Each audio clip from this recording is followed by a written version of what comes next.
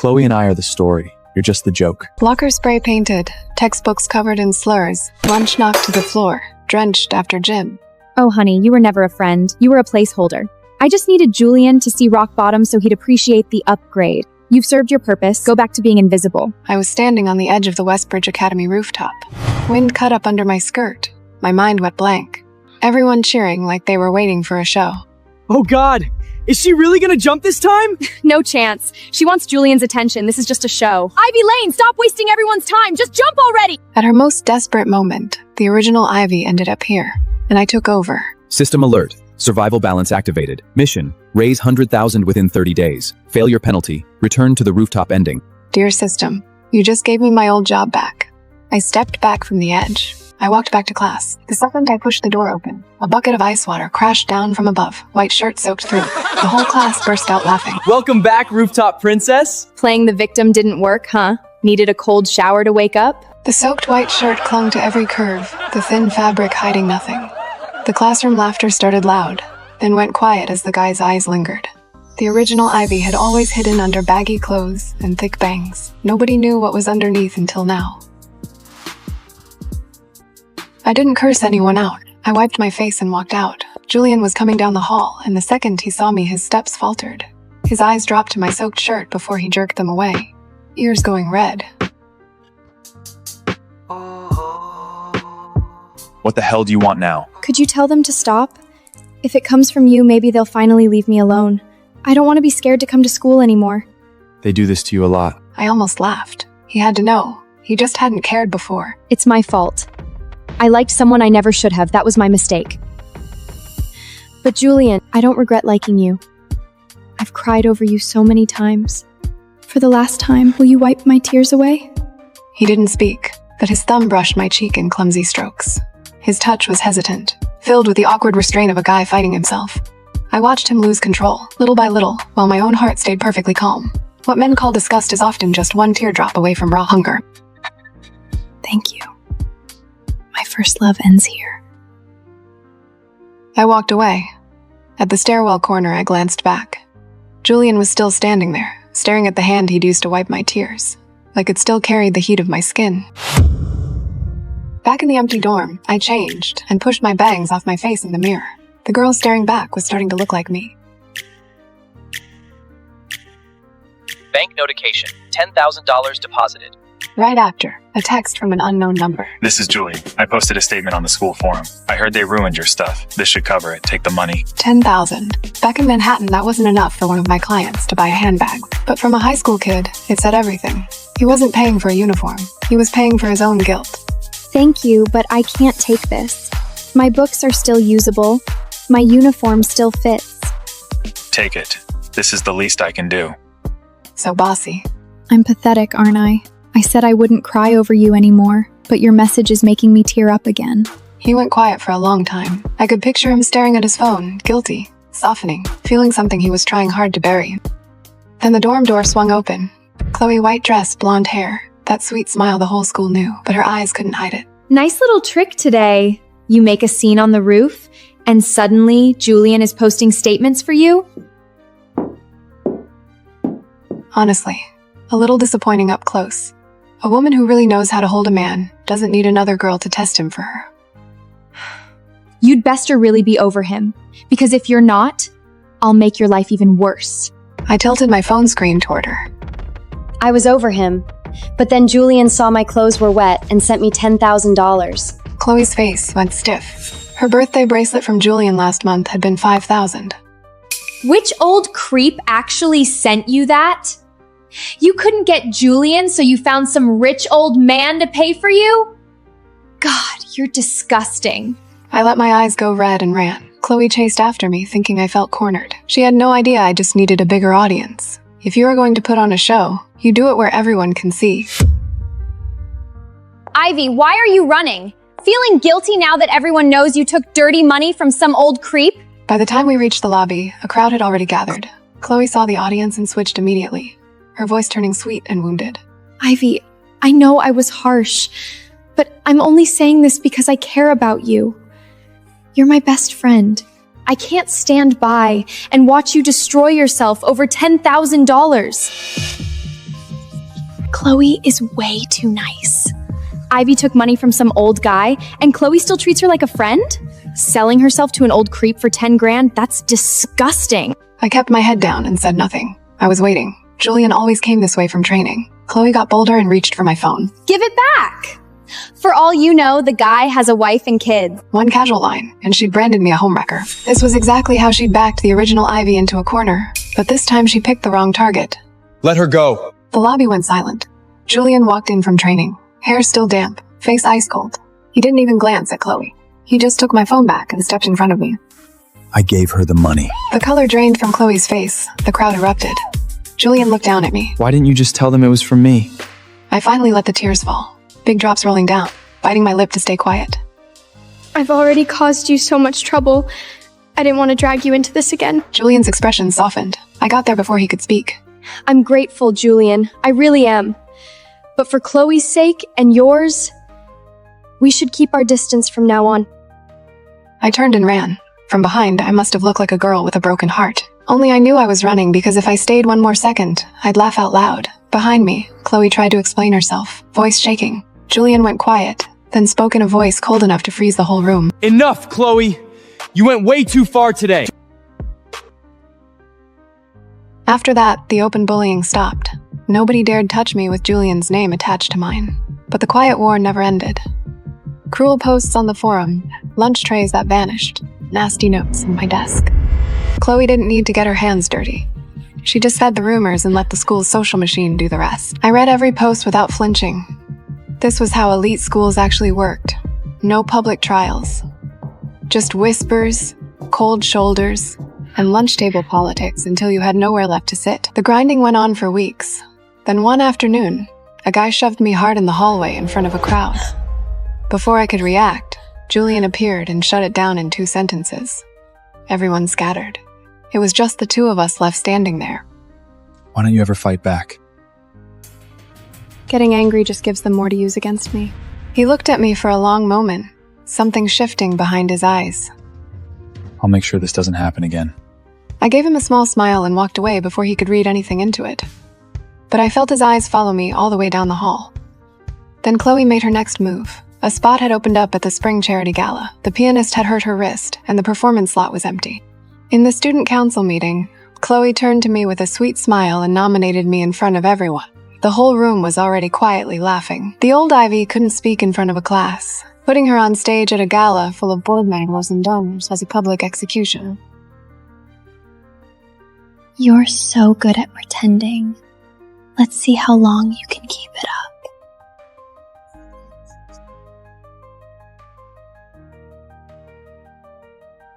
I'll try my best. Chloe's smile twitched. Half the room was already reserving front row seats for the disaster. I looked down at the program and smiled to myself. In my old world, a woman didn't have to know how to love. But piano, dance, wine, equestrian, racing. She needed at least one. I happened to know all. The night of the gala, Chloe walked in on Julian's arm in a white satin gown. Safe, sweet, perfect. I wore a simple black velvet dress, just enough to show my neck and shoulders. When the spotlight hit me on stage, the whispering in the crowd died. I sat at the piano and placed my fingers on the keys. Not the easy piece they expected me to ruin. A reworked Rachmaninoff, dark at the start, then sharpening into something that couldn't be ignored. I let my body move with it, just enough. Hair brushing my cheek, the velvet shifting, shoulders catching the light. I didn't have to look to know whose eyes were burning into me from the front row. The last note fell. 2 seconds of silence. Then applause hit the room like a wave. Chloe stood at the side of the stage, face white. She had set this up to destroy me. Instead, I had used her stage to crown myself. After the gala, I changed and headed out. At the hallway corner, Julian was already there, standing in the shadows. He looked up when he saw me, throat moving, but said nothing. Ivy, I stopped but didn't turn around. what was the piece you played? I turned slowly. He wasn't pretending he didn't want to know. I stepped closer and reached up to fix his slightly rumpled collar.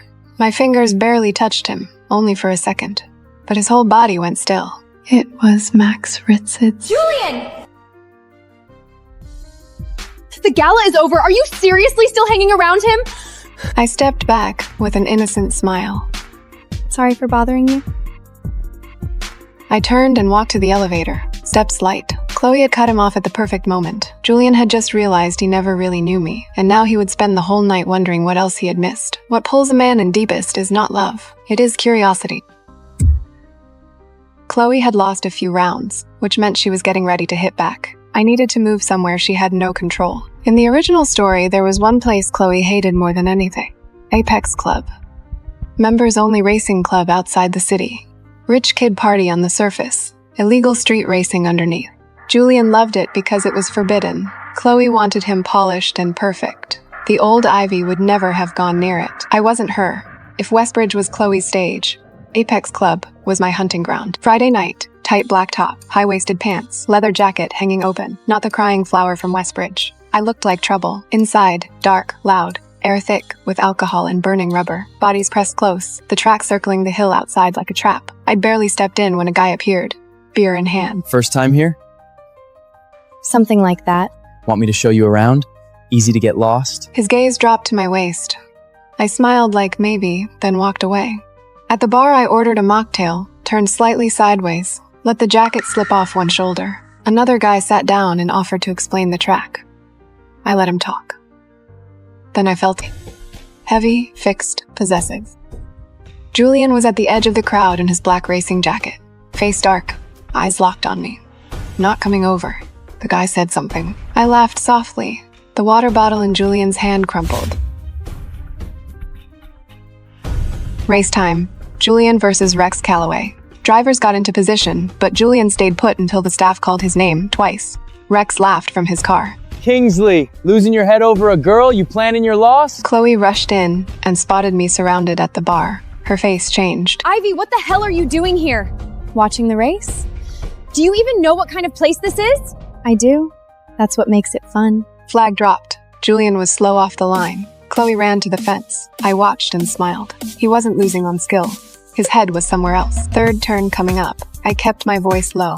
Don't break it. Julian didn't break. His car flew into the turn, kissed the barrier, hit the brakes at the last second, swung the rear in a clean arc, and cut inside to take the lead. The club exploded. As the car came out of the turn, Julian looked through the windshield straight at me. Short look. Hot enough to burn. Julian won. Rex slammed his door. Julian pulled off his helmet and didn't look at the trophy or at Chloe. His eyes went straight through the crowd until they found me. I was at the bar touching up my lipstick. In the mirror, I watched him close and fast. Some guy had leaned over to light what he thought was my cigarette. Candy stick. But Julian didn't know that. His face went cold. He walked up and the guys around me scattered. You shouldn't be here. Neither should you. That's different. How? I stood and moved closer. Heat from the race still on him, cedar and sweat underneath. Because you're Julian Kingsley, so you get to break rules and have everyone cheer. But because I'm Ivy Lane, I'm supposed to stay at school and let people walk all over me. He had nothing to say. I smiled. Your third turn was really good, though. Rex tried to bait you into braking early and you didn't take it. Perfect breaking point, clean exit. The way Julian looked at me changed completely. Not surprise, the shock of being understood. Chloe and his parents called it reckless and embarrassing. I knew exactly where he'd won. That hits differently than flattery ever could. Chloe came over, smile already slipping. Ivy, since when do you know anything about racing? I just picked it up from watching. Rex had heard me. He stared, then grinned. If you know that much, why not come feel it yourself? Door already open, a girl's helmet on the seat. I knew the setup without looking at Julian. I smiled at Rex. Just a regular ride? Of course. You're too pretty to scare. Julian's face darkened. Ivy, don't get in that car. Why not? He had no standing to answer. I got in. Driver was Mason, Rex's sidekick, the kind who lived to show off. Relax, princess. I'll be gentle. Then go slow. I scare easy. Door shut. Engine roared. In the mirror, Julian standing still, face ice cold. Beside him, Chloe's eyes flashed with satisfaction. She knew Mason wouldn't go slow. She wanted footage of me screaming. She wanted to undo everything I'd built. Out of the party area, Mason lasted about 30 seconds before he slammed the gas. I grabbed my seatbelt and looked scared on cue. What's wrong, Ivy? You had a lot to say earlier. Tight turn ahead and he wasn't slowing. He jerked the wheel side to side, waiting for me to scream. Slow down! Come on, princess. Don't kill the fun. Mason! Stop the car! Mason heard him and got more excited. Next turn was tighter. At this speed, the car was going to spin. I dropped the act. I said slow down. Before he could laugh, I grabbed the wheel with one hand and yanked the handbrake with the other. Tires screamed. Rear swung out, missed the barrier by inches. Mason slammed into his door, face white. I took the wheel and straightened the car clean. Did she just save that car? Mason almost wrecked and Ivy pulled it back! Are you out of your mind? He started it. Looks like Ivy can do more than talk. How about a real race? Rex, don't. Ivy just got lucky. There's no way she can actually race. She's not racing. You're deciding for her? What are you to her, Kingsley? I looked at Chloe. Her eyes said, "Come on, you are so good at this. Let's see it." I reached into my pocket, took out my lipstick, and touched up my color in the car window. Slow. The whole track went quiet. One lap. Ivy, don't. I opened the driver's door. I've been wondering how good Apex drivers really are. Time to find out. 3, 2, 1. Rex pushed in from the side right off the line. Heavier car, bumper almost touching mine. Brake early and he boxes me out. Flinch and the rear goes. I didn't fight him. Gave up the first straight, held the inside through turn 2, and waited. The real race was turn 3. The big screen was live. The crowd went quiet fast. They could see I wasn't driving blind. I knew the line, knew when to give ground, knew when to wait for Rex to make a mistake. Julian was at the fence, both hands on the railing, knuckles white. Chloe's smile faded piece by piece. No way. There's no way she knows how to drive. Turn 3. Rex shoved from the right, forcing me toward the outside barrier. Brake now and he cuts me off. Don't brake and I fly off the track. Everyone thought I'd panic. I've never been good at playing it safe. I am good at finding the 1 second. Everyone else is too scared to take. Brake, wheel, tires screaming. Rear swinging wide through the turn with inches to spare. Rex yanked his wheel and hit the inside barrier. A crash tore through the track. My car cut through the smoke and took the final straight. I checked the mirror. Lipstick still perfect. Good. A woman can get messy. But she should look good when she wins. She won! She actually beat Rex? Ivy Lane! That's Ivy from Westbridge! I stepped out into the wind, headlights behind me, every camera turning my way. Rex got helped out looking gray. Car fine. Pride wasn't. You cheated! How? By using my brain? Laughter everywhere. Julian pushed through and stopped in front of me. He checked my wrists, my arms, my face. People nearby were already noticing. Do you have any idea how dangerous that was? I looked up at him. No smile, no act. Just my eyes holding his steady, like he was the only person left on the track. His breathing stopped. Anger still there, but something hotter broke through. His gaze dropped to my lips, snapped back, jaw going tight like he was fighting himself in front of everyone. Julian suddenly grabbed my wrist and pulled me toward a car parked in the corner. The noise from the crowd faded after only a few steps. Under the dim light, he trapped me between the car door and his hard chest, his breathing heavy and rough. How much more are you hiding from me? I looked up at him. My eyes were still red from the race, but my voice came out soft and teasing. You never really looked at me before. Of course you wouldn't know. Julian's gaze dropped straight to my lips. The fresh lipstick looked bold and shiny against my innocent face. Like pure temptation, his fingers stayed locked around my wrist, his palm burning hot against my skin. Ivy, don't look at me like that. Like what? I leaned in closer until his hot breath mixed with mine. There was almost no space left between our bodies. I could feel his control cracking. His throat bobbed hard. His eyes flicked from my eyes to my lips and back again, like he was ashamed of how badly he wanted me. But the next second he gave in and leaned down, his nose brushing my cheek, his mouth hovering just above mine. I didn't pull away. I just blinked slowly, playing the innocent girl who had no idea what she was doing to him. Do you have any idea how fucking scared I was out there? But I watched you when you won. You looked really good on the track. That one sentence snapped the last of his restraint. His fingers tightened on my wrist almost painfully. His other hand slammed against the car door beside my head. His tall, hot body pressed closer, pinning me there and blocking out everything else. All I could feel was the heat rolling off him, his strong scent, and the way his cock was already half hard against my stomach as he fought not to grind into me. Ivy! What the hell are you trying to do? I used to be Manhattan's most expensive luxury dating coach. Rich women paid me to teach them how to tame heirs, athletes, and billionaires. Then, I woke up inside a young adult romance novel as Ivy, a bullied outcast driven to the rooftop by her fake best friend, Chloe. Chloe used Ivy to test Julian, the school's golden boy, then watched her get humiliated, bullied, and broken. Too bad I am not the old Ivy.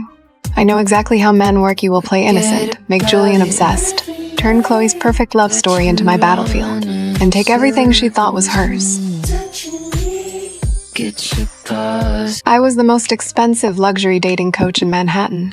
My clients weren't lovesick girls. They were beautiful, ambitious women who wanted old money, athlete boyfriends, and tech billionaires handing over their black cards. Teaching them how to get exactly that was my job. But when I opened my eyes again, I had somehow been thrown into a young adult romance novel. Worse, I was standing on the edge of the Westbridge Academy rooftop. Wind cut up under my skirt. My mind went blank. Then the noise below yanked me back to reality. A crowd had gathered, phones raised, live streams rolling. Everyone cheering like they were waiting for a show. Oh God! Is she really gonna jump this time? No chance. She wants Julian's attention. This is just a show. Ivy Lane, stop wasting everyone's time. Just jump already. The original Ivy's memories hit fast. 18, senior year at Westbridge. Timid, pretty, and shy. Too shy to ever look at anyone in the school. That is why she has become Chloe Winter's target. Chloe, this so-called best friend, manipulated Ivy to play her twisted game to get Julian. Julian was the heir to the Kingsley family, the captain of the football team, and the male main character in this book. She'd sent him letter after letter. It ended in a public humiliation. Look at yourself, Ivy. Cheap clothes, sad little crush, and somehow you still thought you belonged next to me? Chloe and I are the story. You're just the joke. After that, she became the school's punching bag. Locker spray painted, textbooks covered in slurs, lunch knocked to the floor, drenched after gym. She went crying to Chloe. Chloe smiled. Oh, honey, you were never a friend. You were a placeholder. I just needed Julian to see rock bottom so he'd appreciate the upgrade. You've served your purpose. Go back to being invisible. At her most desperate moment, the original Ivy ended up here, and I took over. A cold robotic voice sounded in my head. System alert. Survival balance activated. Mission. Raise 100,000 within 30 days. Failure penalty. Return to the rooftop ending. I looked down at all those people waiting for me to fall and laughed. 100 grand from spoiled private school kids. Dear system, you just gave me my old job back. I stepped back from the edge. The crowd erupted in boos. I knew she wouldn't jump. What a drama queen. Her live stream is almost at 5,000 viewers. She must be loving this. Suddenly, the rooftop door slammed open. Julian rushed in, still in his training clothes, forehead damp, breathing hard. When he saw I was still alive, relief crossed his face for 1 second, before it went cold. Stop the act, Ivy. Nobody is buying your drama anymore. I didn't break down. Instead, I lifted my face slowly and let my eyes go glassy, holding the tears right at the edge. Hurt, soft, just fragile enough to trip a man's hero instinct. My signature beginner lesson: play the lamb to hook the wolf. Julian, I'm sorry. If I'd known how you really felt about Chloe, I never would have put you in such an awkward position. Julian froze. The old Ivy would have cried, made excuses, and begged him to believe her. But now, I was gentle and understanding. A perfect innocent lamb. Men always eat it up. So I'll make this easy for you. Starting today, I'm letting you go. His throat moved. I didn't give him the chance to answer. I walked past him toward the stairs, back straight, steps even. The night it started. The invitation belonged to my stepsister, and the money I was about to spend was never meant for me. None of it was mine, not the dress, not the identity, not the confidence required to walk into a room full of people who had been born knowing how to be in rooms like this. I told myself it was one night, in and out. No one would look closely enough to see through the mask. I was wrong. He looked, and he saw everything.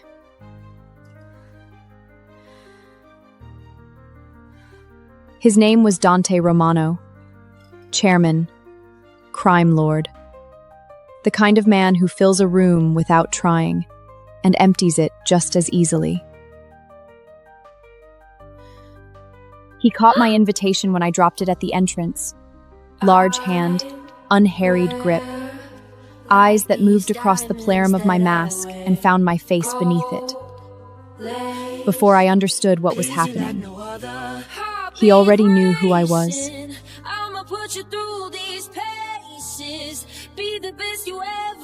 He had known before I arrived.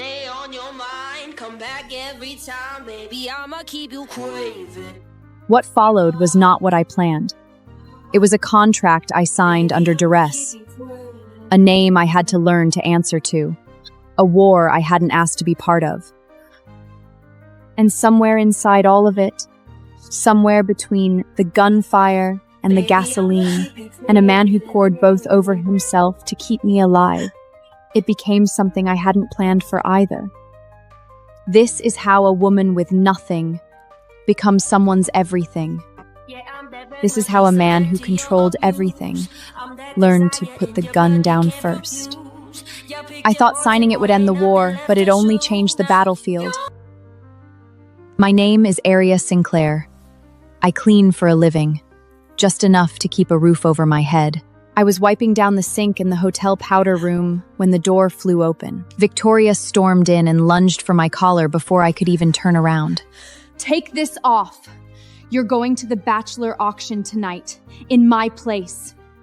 I tried to push her off. Buttons popped from my shirt and clattered across the tile. What? I'm not playing your twisted games. She yanked me inches from her face, her grip iron tight on the ruined fabric. You are. Do this and I'll cover your rent, or you're out on the street. My phone lit up in my pocket. I didn't need to look. I already knew what the notification said. Final notice. The number that had been waking me at 3 a.m. for the past 2 weeks. She shoved a gown against my chest.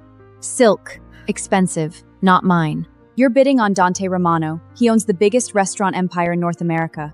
I need his investment, but I'm too busy to go myself. Use my name. Use my card. Don't blow your cover. I looked down at the dress in my arms and felt the weight of having absolutely no other options.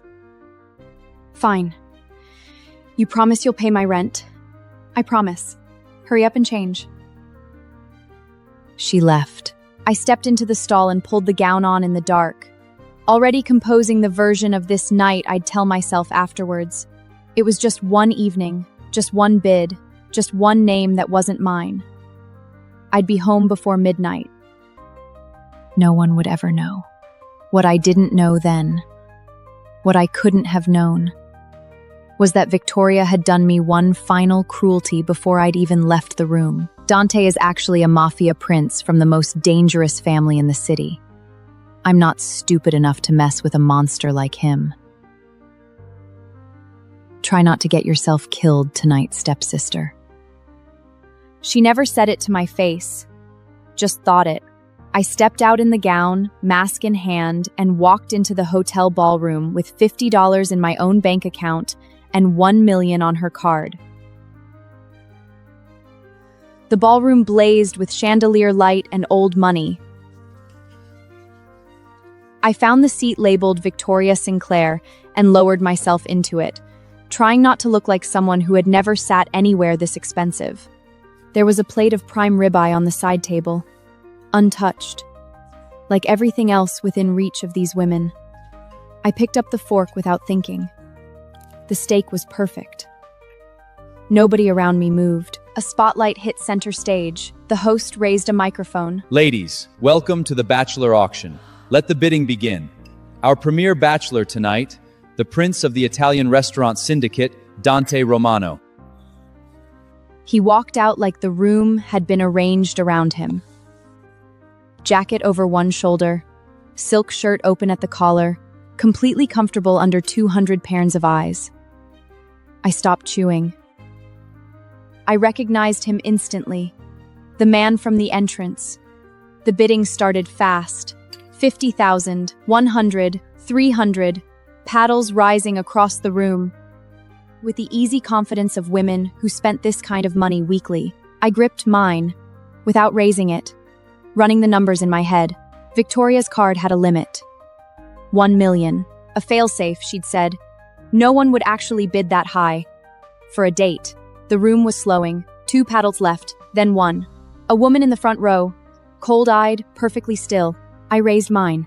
$1 million. Silence crashed over the ballroom. Every head turned. My cheeks went crimson. Sold to Miss Victoria Sinclair. I exhaled. On stage, Dante Romano was looking straight at me, not at the crowd, not at the host, at me, with the dark, amused expression of someone who had just gotten exactly what he came for. Rent covered, I told myself. That's all this was. He stepped off the stage and started walking in my direction. A staff member guided me backstage with a bright, practiced smile, the winner's suite, she called it. Private, champagne, a chance to meet your bachelor. The suite was dim. Dante was already inside. He leaned against the desk with a dead cigar crushed in the ashtray beside him, watching me cross the threshold. The way someone watches a door they've been waiting to open. He pushed off and started toward me, slow, deliberate, step by step. Impressive, Mrs. Victoria. $1 million just to date me? I kept backing up until my shoulder blades hit the cold wall. He kept coming until his arm slammed against the wall beside my head, trapping me in his shadow. I had no idea you were so eager to have me. Well, you're very attractive. That was the only truth I told for tonight. He reached for my mask. I clamped both hands over it. Don't touch it! You dropped $1 million to own me. Don't I get to see my buyer? He seized both my wrists in one hand and pinned them above my head. The mask hit the floor. He looked down at my face, and I looked up at his. And neither of us moved. I braced for recognition, for something in his expression to shift into understanding that I was not who the invitation said I was. Nothing shifted. Don't hide yourself. Unless you have something else to hide, Mrs. Victoria. The relief hit me so hard my knees went weak. He didn't know what Victoria looked like. I could keep pretending. His eyes narrowed, calculating, amused. Cat got your tongue? Or are you lying to me? No. That sounded like a question. He noticed.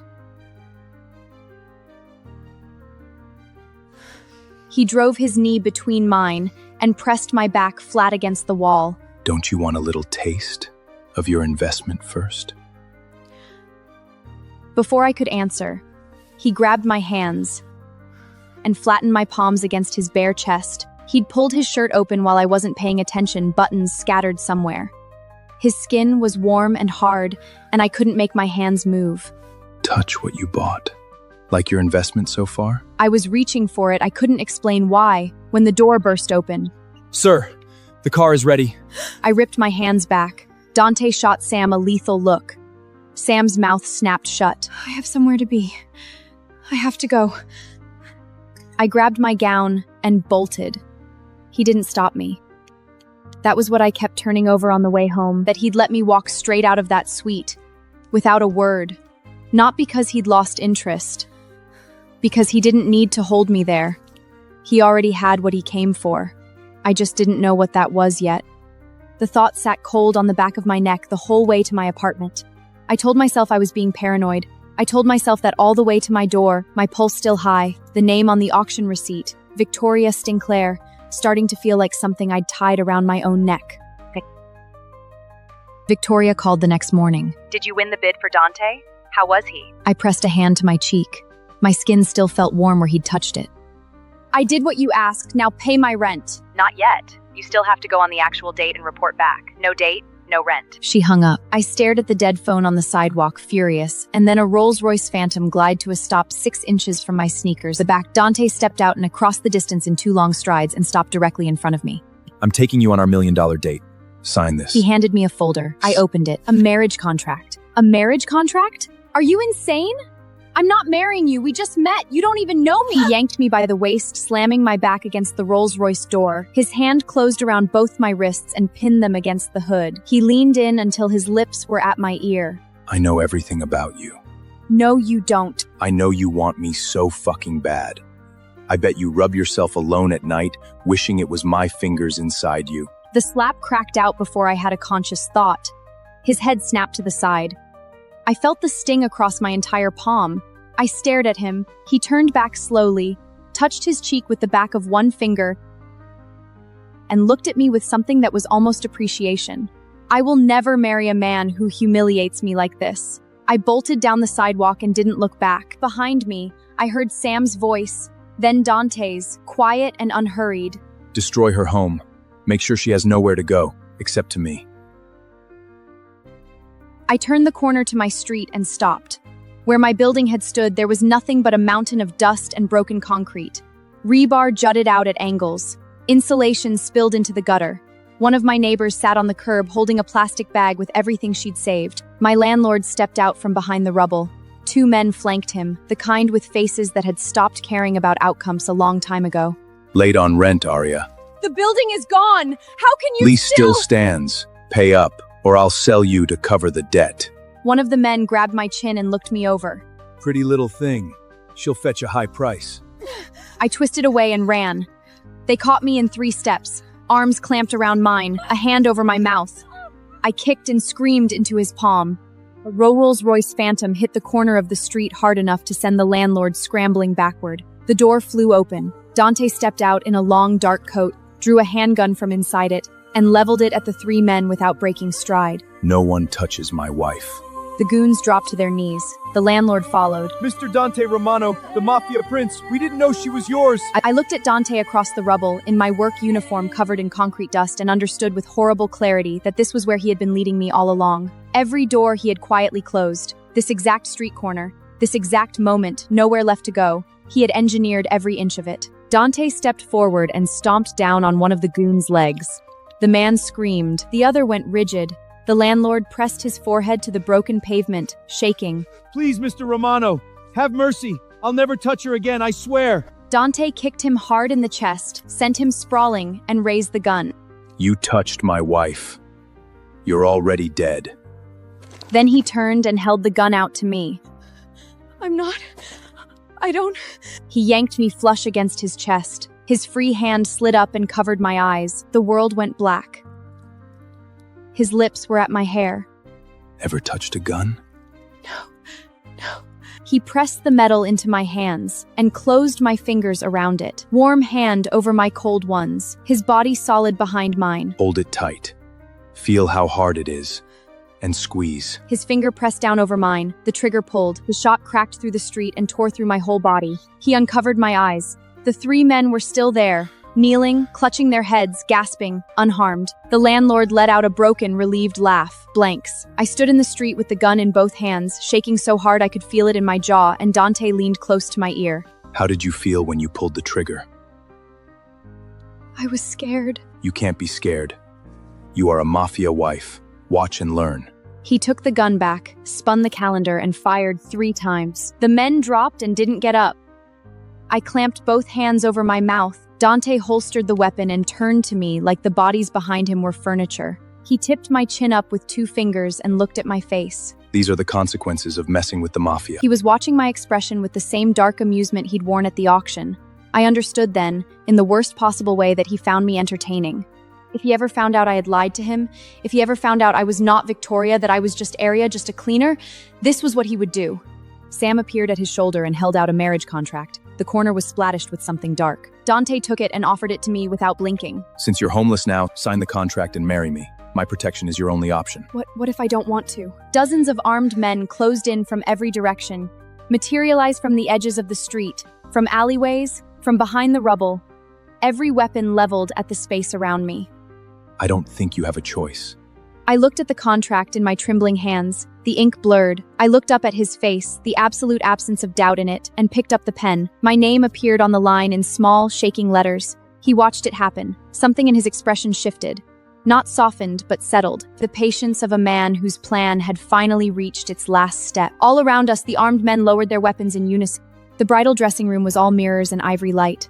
2 maids stood behind me, pulling the corset laces tight. The gown was stunning, the kind of dress that existed to be photographed and not to actually be worn by anyone. Not so tight, I can barely breathe.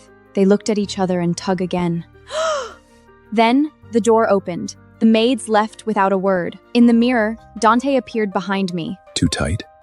He took the laces from where the maids had dropped them, slipped his fingers underneath, and pulled back. The corset came apart in one clean motion. The bodice slacked and dropped, and I grabbed for it with both hands, spinning halfway around. He was already there, arms circling my waist from behind, his chest plush against my bare back, lips at my ear. I'll be your husband. Call me Dante. He began relining it, slowly, each downward loop deliberate, his knuckles tracing my spine as he worked. My skin responded before I could stop it. He felt it. So responsive. Your body already knows who it belongs to. He reached the base of my spine and yanked the final lace tight. The force jerked me back against him. I gasped his name before I could think not to. His hand found my jaw and tilted my face toward our reflection. I can feel how much you want this. Dante, the wedding is about to start. He smirked, tied a perfect bow, and stepped back. Fine, little lamb. I can wait. See you at the altar. I stood alone in front of the mirror for a long moment, pressing one hand to my chest, trying to understand why I'd reacted to his touch the way I had.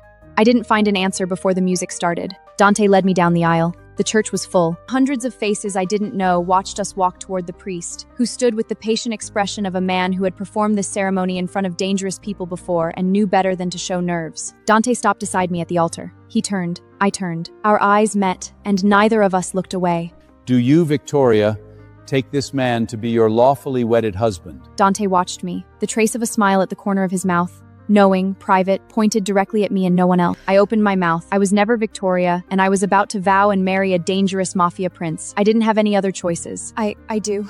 The doors blew open. Blair stormed in from the back of the church, flanked by 2 massive bodyguards pointing straight at me. Stop the wedding! She's not who you think she is! The music cut off. The guests froze in place. Every secret I had hidden since the hotel powder room, since Victoria shoved the gown into my arms, since I raised that poil, since his thumb brushed my cheekbone and his eyes looked as if they had known all along, rose in my chest at once. Dante didn't move. He stood beside me in perfect stillness, facing forward as always, and I couldn't read his face at all. On Oak Ridge Estate's manicured lawn, the sun blazed over my wedding gown. In front of me, Chloe, my maid of honor and so-called best friend, smirked into the microphone during her toast. I'm so happy for Nina. I mean, after her little private procedure at the abortion clinic last month. I honestly didn't think she'd make it down the aisle today. Oh gosh, I'm just kidding. Don't jump to any weird conclusions. In my previous life, I had scrambled to explain it was just a minor cyst removal. But Chloe cut me off with a condescending cackle. Sure, a cyst, because regular cysts totally require a wealthy sugar daddy to sign off on your consent forms, right? Nina, come on. It's just a joke. Why are you getting so defensive? That vicious lie enraged Gavin's family. Gavin slapped me across the face, called off the wedding, and left me so broken that I finally took my own life. But now, fate hit rewind. Chloe was putting on her fake, panicked show, while Gavin boiled over with rage. I stepped up calmly, snatched the microphone, and shoved it against her glossy lips. Keep going. Tell them everything. Chloe staggered back a step, her eyes widening in utter shock. She never imagined me, her usual quiet doormat, would call her out in front of all these Hamptons socialites. She tilted her head back quickly, instantly slipping into the act of a shaken, fragile victim. Oh my gosh, Nina, you scared me. I just blurt stuff out without thinking. You know how I am. It's your wedding day. You don't have to make a sense to ruin your own wedding. If it's a joke, finish it. Tell everyone exactly what you saw at the abortion clinic. Every detail. Let's all laugh together. Excitement flickered in her eyes. She thought I was bluffing. Nina, don't push me. Everyone's watching. She scanned the crowd to make sure all eyes were glued to her before speaking again. I'm just saying, I would never intentionally bring up that older guy covering your entire surgical bill. Shocked whispers rippled through the crowd as guests exchanged knowing looks. Chloe clapped both hands over her mouth, eyes wide with theatrical horror. Oh God, see? This is exactly what I mean. I can't help myself. Gavin, Mrs. Vant, please. That man was probably just a distant uncle of Nina's. I'm sure there's nothing between them. Don't read anything into it. Seconds later, The hundreds of guests erupted all at once. Oh my god! So she cheated on her fiancé, got pregnant by some sugar daddy, and had a secret abortion. She seemed so nice, but she's a total fraud. The Vanders are never gonna live this down. Gavin glared at me like a feral animal. His fists clenched tight enough to whiten his knuckles. Nina! What the hell is this supposed to mean? Over at the head table, his mother, Eleanor Vance, snapped completely. She slammed her palm hard against the white marble tabletop. Explain yourself! Now! Or the wedding is off! I watched them scream and spiral with cold detachment. I slowly turned toward my seething fiancé and asked one quiet, cutting question. Gavin, just because Chloe ran her mouth with a few so-called jokes, you're taking her word over mine? Gavin froze for a split second, a flicker of hesitation crossing his bloodshot eyes. But right then, Chloe let out a loud, mocking cackle. Spare me the act, Nina. How about you swear to God right now that you weren't at St. Luke's private clinic for a procedure last month on the 15th? If you swear it, I'll get down on my knees and apologize to you right here in front of everyone. Hundreds of judging eyes burned into me. All hesitation vanished from Gavin's gaze, washed away by searing embarrassment and fiery anger. Nina, answer her! Were you at St. Luke's on the 15th or not? I held his stare, my tone cold and unshakable as ice. Yes, I was. Chaos exploded across the lawn all over again. Back among the guest seats, my parents were beside themselves with panic. My mom's eyes filled with tears, and she tried to bolt toward the altar, only to be blocked by several nosy, catty guests. Only went to have an ovarian cyst removed! It's nothing like what all of you are insinuating! At my mom's desperate plea, Chloe smirked even wider, her whole body shaking with smug victory. She turned to the crowd, putting on a fake, wide-eyed innocent routine to taunt everyone. Okay, an ovarian cyst. Let's go with that. But Mrs. Chambers, since when does a routine cyst removal require some random older man to sign your consent forms? Let's be real, we all know what that looks like. Eleanor stormed down the aisle and jabbed a finger straight in my face. You shameless trap! How dare you stand there, lying about some cyst! Gavin had fully lost it by now. He tore the white rose boutonniere off his custom lapel and hurled it straight at my face. You actually cheated on me with some old guy and had an abortion? I'm done with you. I'd rather die alone than marry a slut like you. I stared down at the crushed flower on the lawn, and every last trace of feeling I held for him vanished for good. I reached up to my hair, ripped my long tulle veil clean off. This ends now. And tossed it onto the grass. Fine. If you're all so hung up on her stupid remarks, this wedding's off for good. Eleanor planted her hands on her hips and sneered loudly. Good riddance! Don't think you're getting off scot-free. Hand back the $50,000 all-or wedding budget my son gave you this instant. And you're covering every cent of this venue bill. I didn't even hesitate. I pulled out my phone, pulled up my banking app, and sent an instant wire transfer right there in front of the front row guests. The 50 grand's back in Gavin's account. From this moment on, we are completely done. I turned to leave, but Chloe suddenly snatched my arm to stop me. Nina! You can't just walk off like that. Storming out right now basically proves you're guilty. She spun around and locked eyes with another girl in the bridesmaid line. She was Gavin's cousin, a shy nursing intern at St. Luke's. Chloe yanked her out of the crowd. Chloe's eyes lit up with cruel, giddy malice. Amy, you're the most honest person I know. Tell Gavin. Tell everyone. What did you see? You saw Nina that day, right? In her signature tan trench coat, a hat, and a face mask, clinging to a heaviside older man walking into the private surgical wing? Amy started stammering, eyes darting anxiously across the crowd. Hundreds of wealthy guests locked their eyes on her, waiting for the final knockout blow. She swallowed thickly, avoiding my eyes entirely. Her hands twisted together at her waist. I was at the admissions desk that day. I did see someone who looked a lot like Nina. There was a heavy-faced older man right beside her. That testimony sealed my fate. The entire outdoor venue erupted into shouts and jeers. Wow, Chloe wasn't just starting drama, she actually brought receipts! She's got some nerve showing up after that. Get her the hell out of here! Eleanor's manicured hand trembled violently as she pointed straight at me. Amy has no reason to lie. What do you have to say for yourself now, you shameless liar? Gavin shook with blinding rage, lifting his hand to strike me, before freezing at the last second. dropping his arm with a low snarl. I must have been out of my mind to fall for someone as disgusting as you! Chloe could barely hide her triumphant grin. She let out an overdramatic, Gavin, don't take this too hard. You know I'm a straight shooter. If I hadn't stepped up and risked our friendship to expose the truth today, you'd have been played for a fool and cheated on for the rest of your life. She turned back toward me, her eyes oozing unfiltered mockery. Nina, out of every guy in New York City, why pick some out-of-shape older man? What did you even see in him? His receding hairline or his liver spots? Amy, tell everyone the rest of what you told me. Wasn't that woman that rare limited edition designer perfume gave and imported from Europe last month? Yes. It was that exact fragrance. It's one of a kind. I'd never mix it up with any other scent. Did everyone hear that? The perfume matches perfectly too. Nina, don't tell me this is just another wild coincidence. I stood calm and quiet, watching Chloe dig her own grave with every lie. I didn't waste my breath arguing, just wearing a faint, icy smile. The perfume is a nice touch, I'll give you that. But Chloe, is that really all you've got?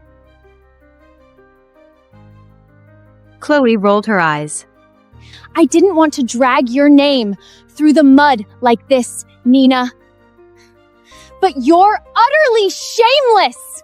Before anyone could react, she scooped my white satin bridal clutch off the table. She spun back to the crowd, holding my clutch high above her head like a victory trophy.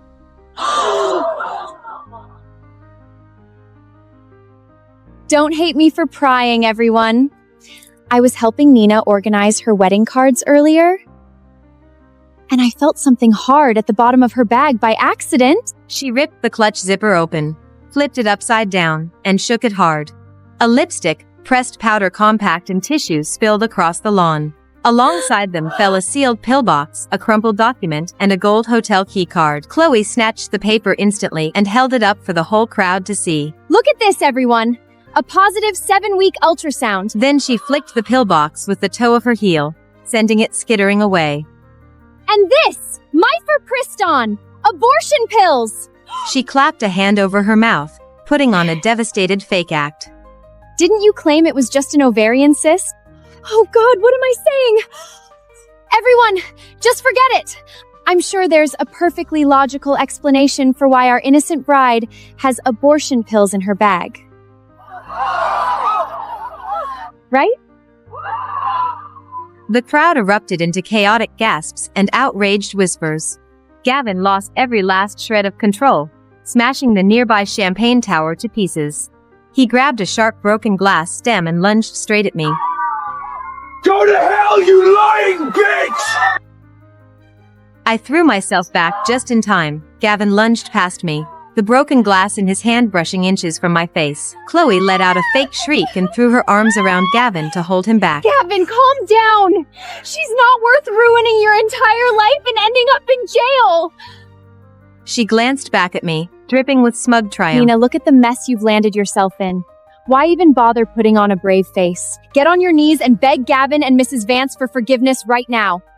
And maybe they'll cut you some slack.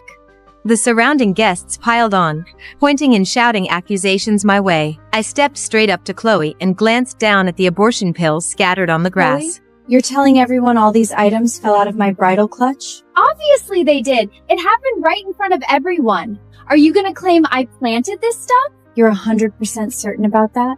I swear on my life. Every last thing came out of your purse. I nodded, a sharp, cold smile spreading across my face. Perfect. That's exactly what I needed to hear. Since you've sworn on your life, let's show everyone something far more revealing. Chloe's smirk faltered instantly. I pulled out my phone and fired off a quick text, then lifted my gaze straight to her. I've got a little surprise for you. Hope you love it. Before Chloe could hurl another insult, the estate's heavy iron front gates crashed wide open after being rammed hard. A huge, polished black Cadillac Escalade tore onto the perfectly trimmed lawn, tires squealing as it skidded to a sharp stop.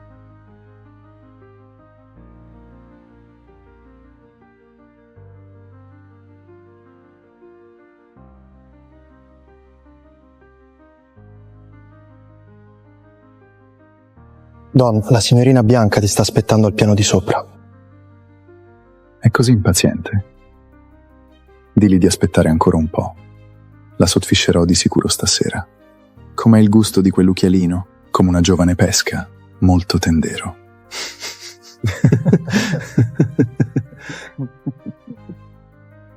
What they don't know is that my grandmother was Sicilian. I understand every Italian word they say, including that little birdie. That's my own sister.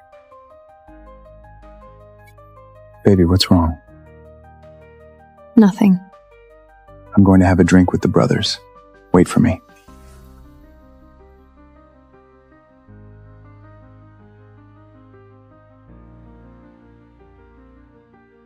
Signorina Bianca, il Don dice di aspettare un'altra ora. Non preoccuparti, quella donna è ancora all'oscuro di tutto, non sa nulla. 3 days. 3 days from now, Alessia de Santos will disappear from this world.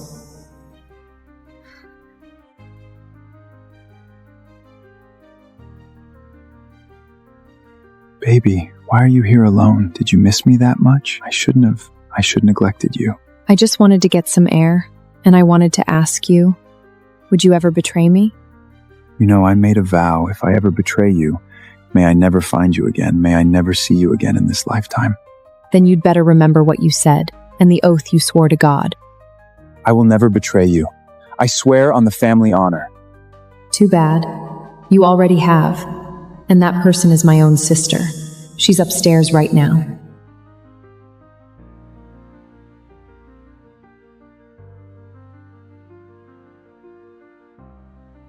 The countdown has begun.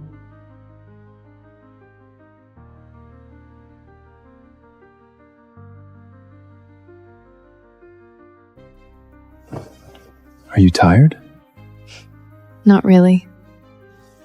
Did you enjoy tonight, baby? Yes. Everything you arranged made me happy. Because you deserve the best, my dear.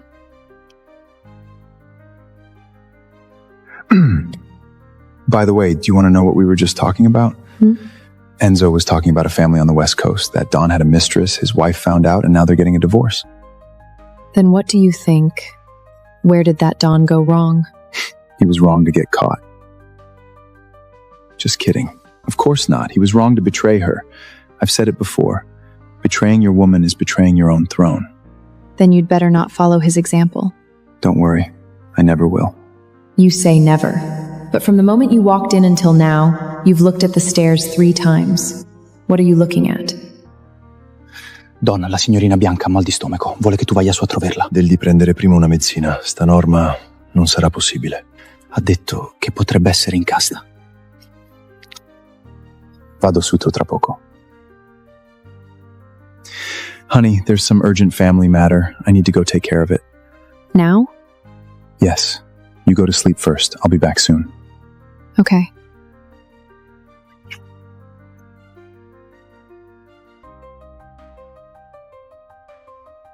You're that eager to let me know? You want to show off that you've taken everything of mine?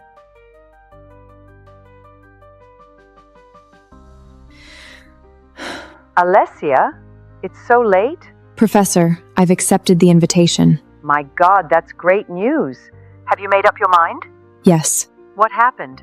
You've been with him for 7 years and never mentioned leaving. Why so sudden? He betrayed me. I know about this. He has a mistress? I've heard some rumors too. It's not that simple.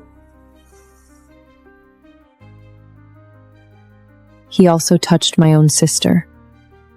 And that mistress is my sister. Biana? Yes. I understand. What do you need me to do? The highest level security protocol. Erase all my public records. Identity, education, medical license, bank accounts, everything of mine. Once erased, the person Alessia De Santi will disappear completely from the face of the earth. Damien will go crazy. He won't. He was able to do something like that and never considered me. He's a complete bastard. Okay, trust me. I'll arrange it. I'll send someone to pick you up. No need. I'll go myself. How will you get out on your own? The entire East Coast is his territory. I have my ways. in the dark, with no light to save me. This night seems to last forever.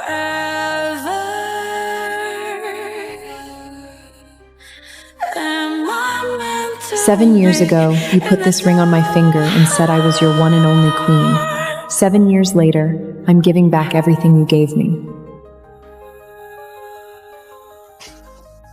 Still awake? Waiting for you. What's wrong? I don't like the smell of smoke on you. Go take a shower. Oh, had a few more drinks with the brothers.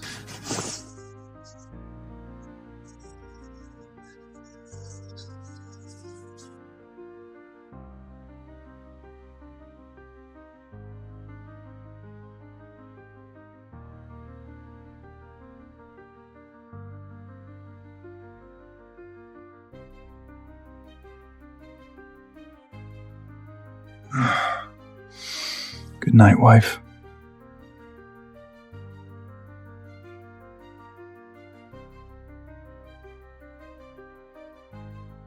This is the only book I took with me when I left medical school.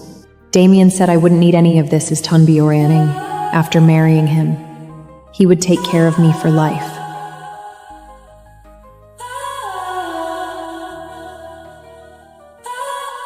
Some things can't be taken with you, and there's no need to.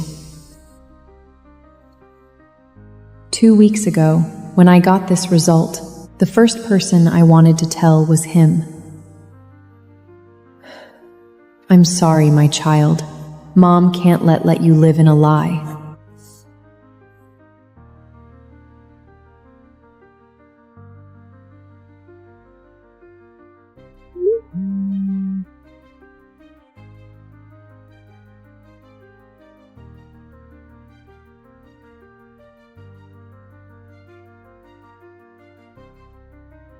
Why are you packing clothes? Changing seasons, getting ready to put away the clothes I don't wear.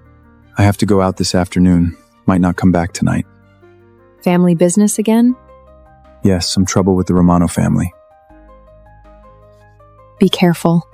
Don't worry. I'll take care of myself. By the way, this is for you. It's from your favorite jewelry store. What is it? A 7th anniversary gift. I was going to give it to you tonight, but since I'm going out, I'll give it early. Thank you. You always deserve the best.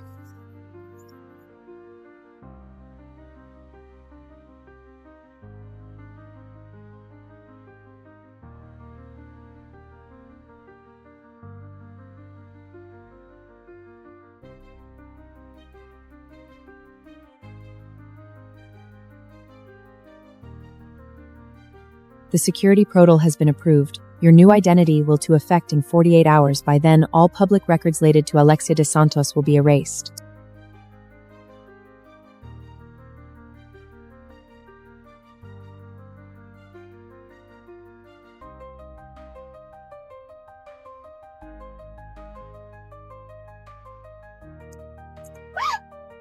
This child doesn't need to be born into that family.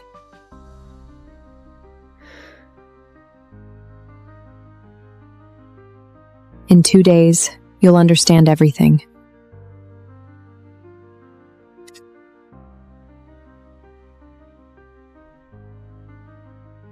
Two more days, Alessia.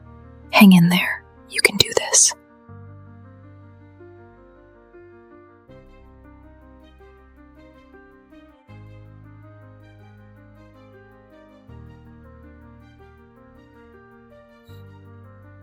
I knew you'd be here. Didn't you say you were going out? It got canceled last minute. I wanted to have dinner with you. Thank you. Beautiful? Yes. Not as beautiful as you. You are the most beautiful woman in the world. Alexia, I need to tell you something. What? I know the family has been busy lately, and I haven't spent enough time with you. But believe me, in my heart there's only you, no one else. I swear on the name of the Rosso family, I will never betray you. What if you already have? What do you mean? I mean, what if What if one day I find out you've betrayed me? What would you do? Then I would beg you for one chance. I'd spend my whole life making it up to you. What if I don't give it? You will, because you love me.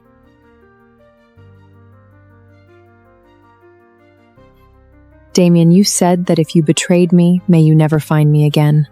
That was a joke. A vow is no joke. What's wrong with you today? Did someone tell you something? No one told me anything.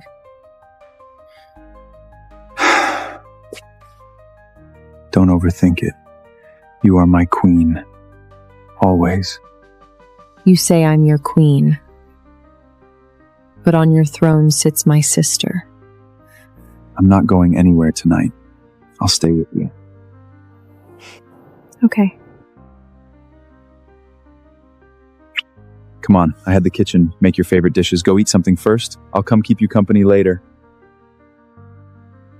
You don't even bother to hide anymore. Good. That way, when I leave, I won't have a shred of reluctant.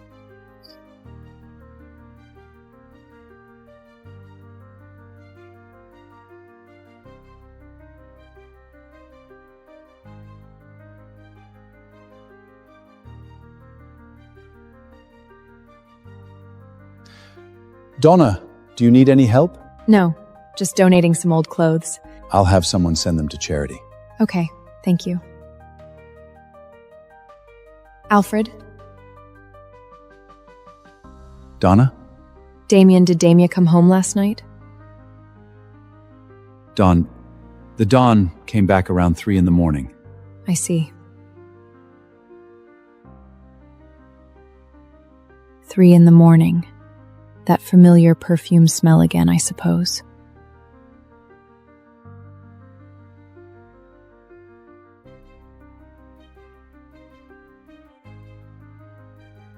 Damien, when are you going to divorce that bitch? I don't want to sneak around with you anymore. That old woman won't give up her position. How can we be together?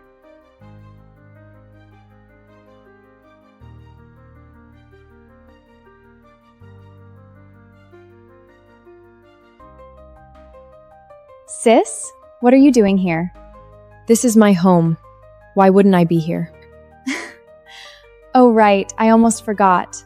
Sis, this outfit of yours, you look like a maid. Guess what Damien said to me last night?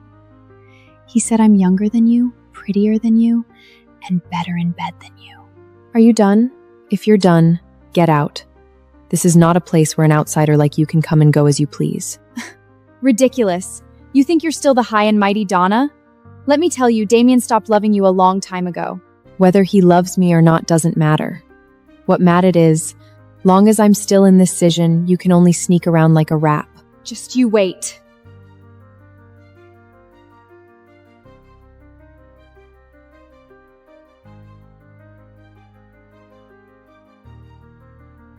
Ever since we were little, you've competed with me. For toys, for dresses, for our parents' love. Now you even want to steal my husband.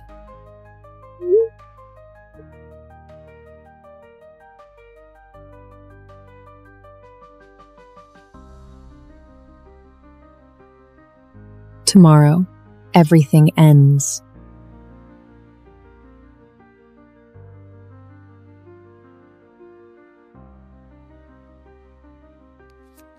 Tomorrow at 3 p.m., after I leave, you'll disappear with me. I'm sorry you won't have a father, but for the rest of Mom's life, your life will have no more lies.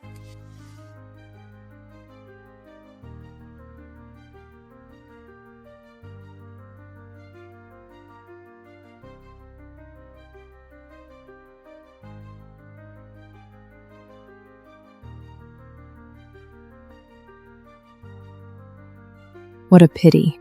That girl died on the 7th anniversary.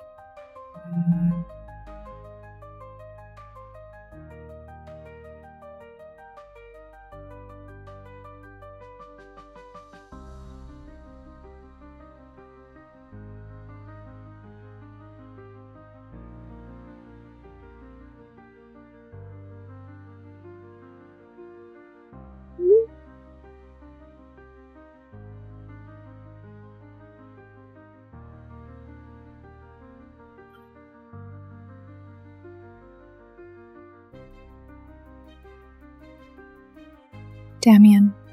Goodbye, Darmian.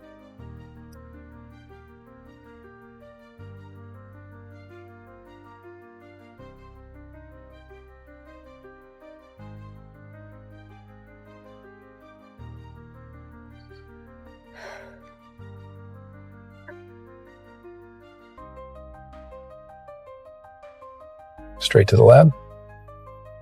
Yes.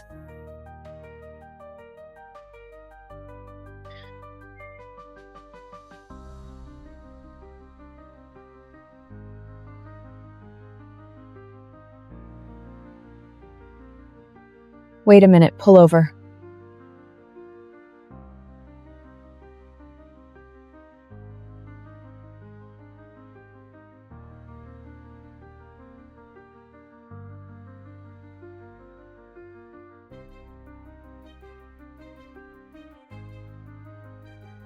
Goodbye, Damian.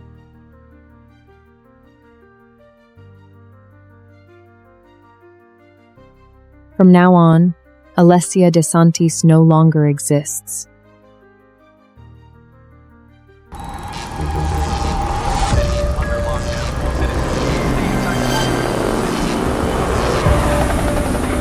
Citizens is under lockdown.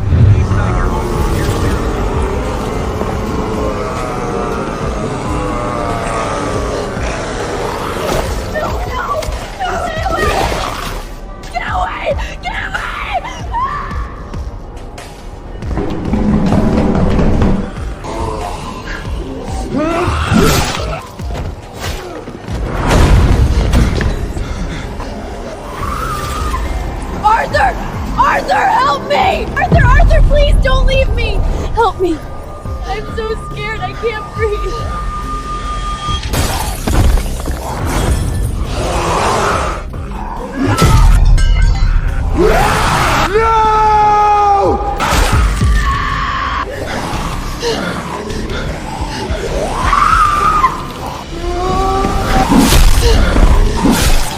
Arthur, I knew you'd come for me. I knew it. So, that's how it is.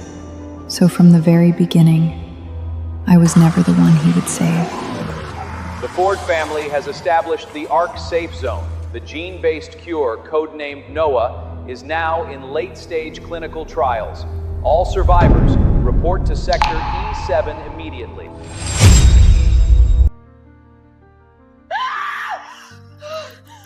I died, torn apart, bled out, every last drop.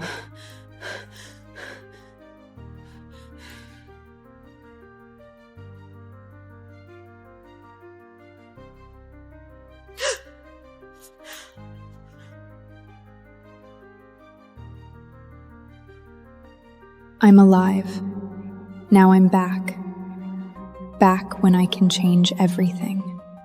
Arthur, Audrey, since you threw me into hell, this time, I'll drag you down with me.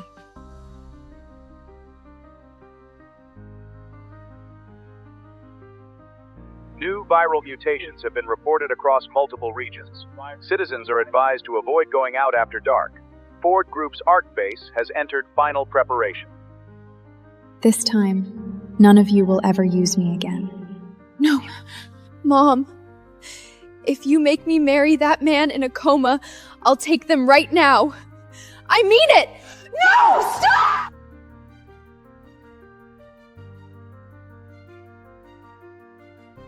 Why should I have to marry Julian Ford? He's basically a vegetable.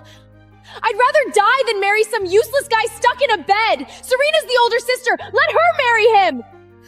Sweetheart, don't do anything stupid. I can't lose you. But the family really has no choice. A vegetable? Useless?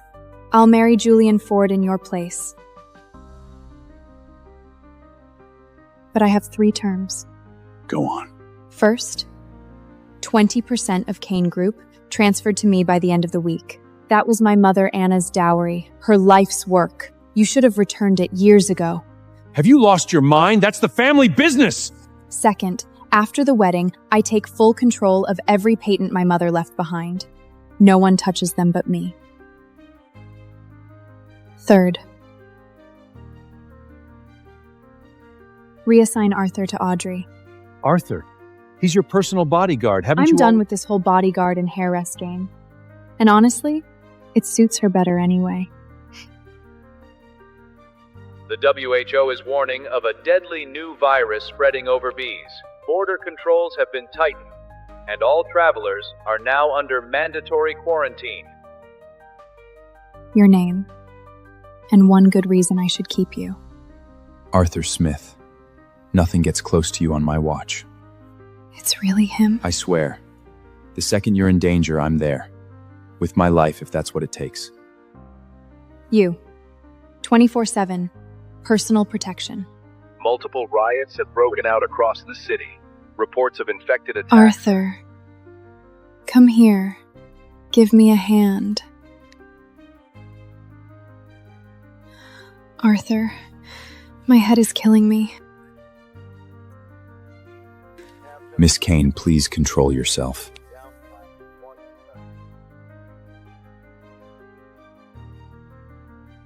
I had a nightmare. Monsters everywhere. Outside. I can't sleep alone. Miss Kane, you're a grown woman.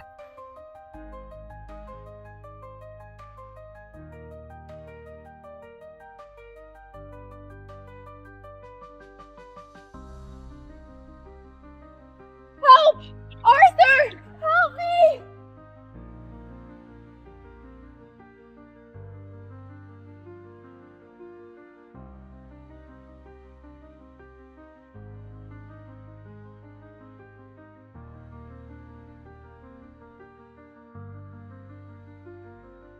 I thought you were just closed out.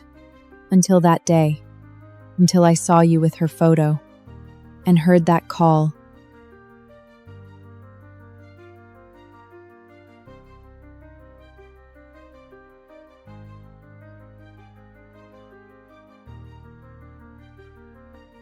Come on, man, you're still playing this bodyguard and IRES game? The Heir to Pen group working as Serena's personal bodyguard just to get close to Audrey? That's next level insane. Serena's gorgeous. She's all over you every day, and you seriously feel nothing? As far as I'm concerned, Serena doesn't exist. Never has.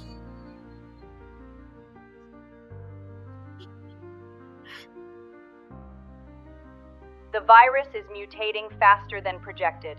Multiple cases of rapid infection have been confirmed. Incubation is now down to 10 minutes. All residents are urged to stockpile at least 2 weeks of food and water. Tomorrow you're coming with me to a charity auction. Miss Kane, the threat level is minimal. I should stay at the estate. No. I need the sunken ark, the piece Peter Wilson wants. It's my way into Wilson Group. Non-negotiable. I heard Audrey will be there too. What time do we leave? 10 in the morning. Of course, say Audrey's name, and you'll agree to anything. Don't worry, Arthur. This time, I'll make sure you get exactly what you want. Ford Group has officially announced the completion of the Ark Base expansion. First round shelter slots are now open for application. That's odd. She's never this quiet.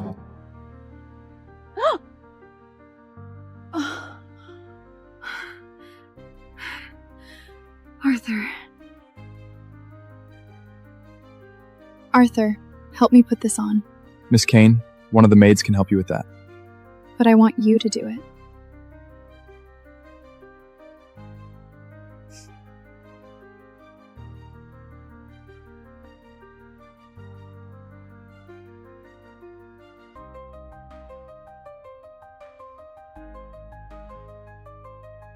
Maybe that's for the best.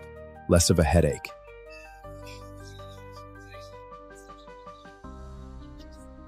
Serena! You're here too! I've missed you so much! Come give me a hug! Keep your distance. Serena. What's wrong? Why are you being so mean to me lately?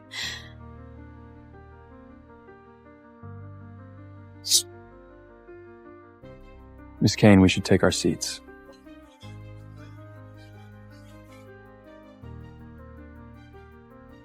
disgusting. Ford Group has announced that the ARC safe zone and its gene-based cure that's accepted have been... The end is beginning. Ladies and gentlemen, next is tonight's final lot, the Sunken Ark. Opening bid, $3 million. 5 million. 6 million. 7 million.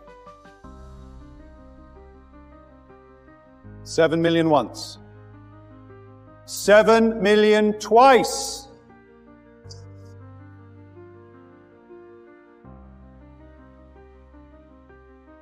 On Mr. Penn's orders, anything Miss Audrey Kane wants tonight is hers. Penn Group pays in full, no strings attached.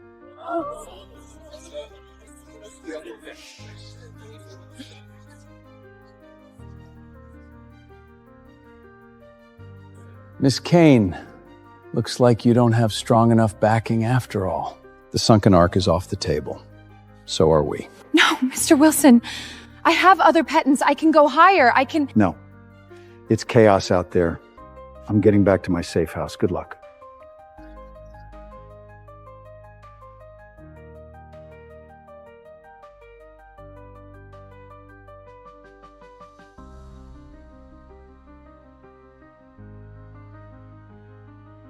Military units have sealed the West City Expressway.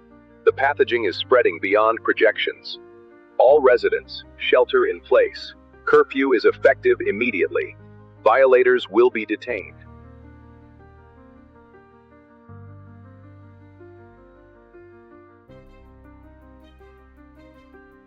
Audrey, get out! Arthur, she's being so cruel. It's dangerous out there. If I leave, those things will tear me apart. Miss Kane, it's not safe. Go inside, have a drink. I'll drive her home.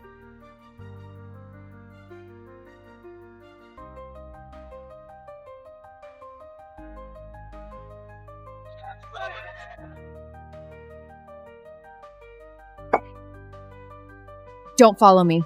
Go protect Audrey. That's your real job, isn't it?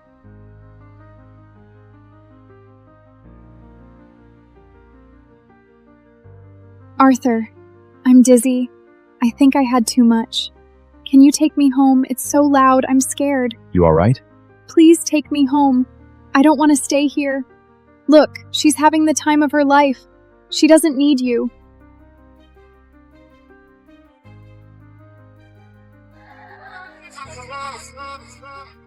Arthur, help!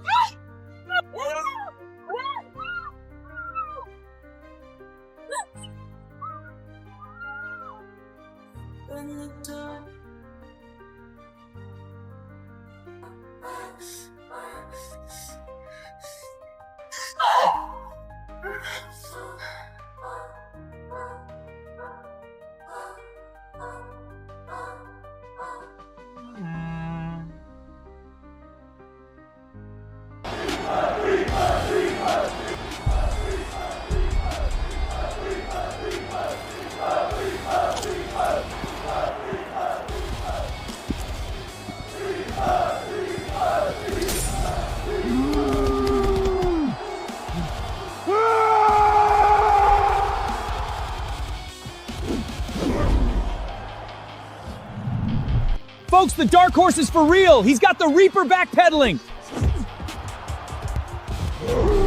What the hell is this? A dance recital? Throw a punch, you bum! This is the Reaper everyone's been losing their minds over? Ugh, what a snooze.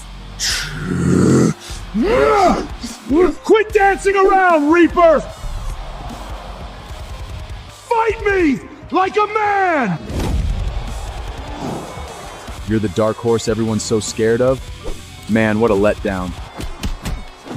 My grandma hits harder than you. Did you hear that, folks? Man's got his back to the cage and he's still running his mouth. You're dead, you piece of shit!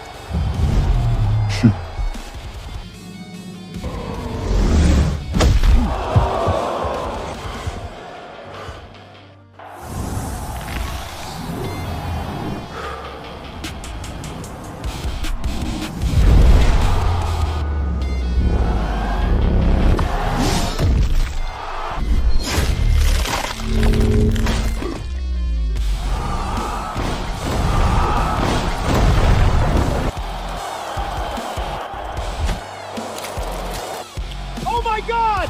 That's his signature finisher! The Reaper's Scythe! That kid, he never passes up a chance to show off. KO, your winner and still champion, the Reaper!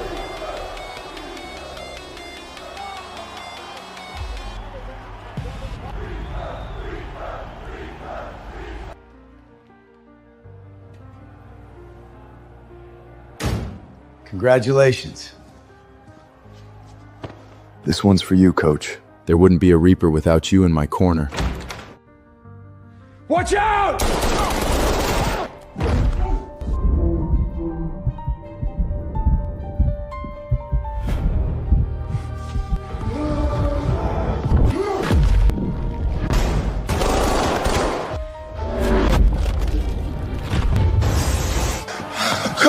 Coach, stay with me. William, listen to me.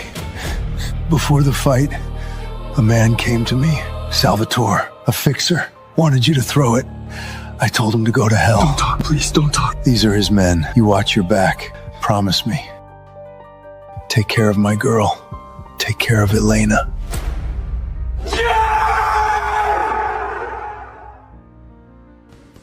It's been a year since the Reaper flattened Russian wrecking ball Sergei Lovlesky, and then gone. The mysterious 10-time champ in mask vanished off the face of the earth. Who is he? Where is he right now?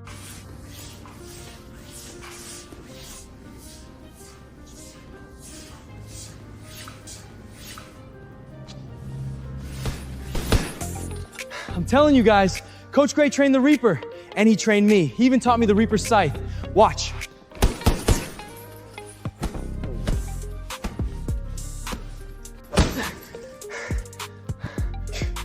Get real, dude. Coach Gray taught half the fighters in the state. That alone won't make you the next Reaper. There's exactly one guy in this gym good enough to carry that name, and you're looking at him.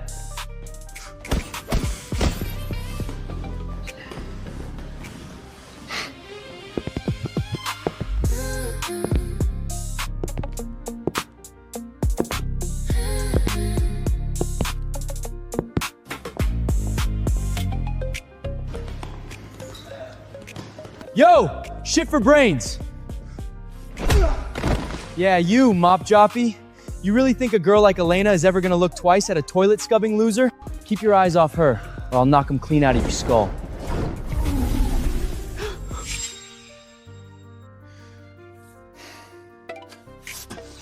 The fuck was that? Were you actually gonna swing on me, mop boy? Get back to your damn mop.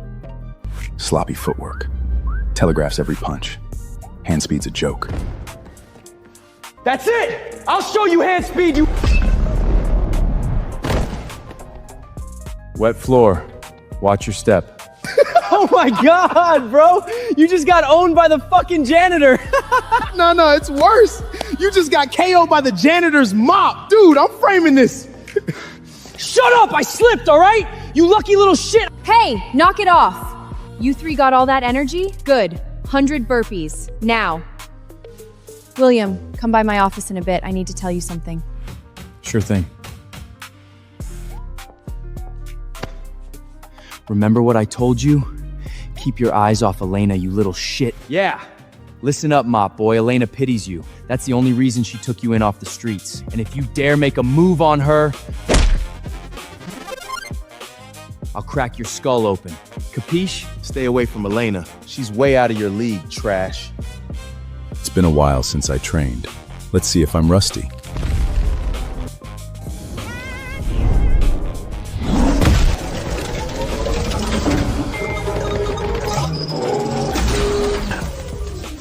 One tap and it blows up? Yeah, Elena should get a refund. What the hell, no fucking way. This thing maxes out at 10,000 pounds? Who the hell hits hard enough to break it?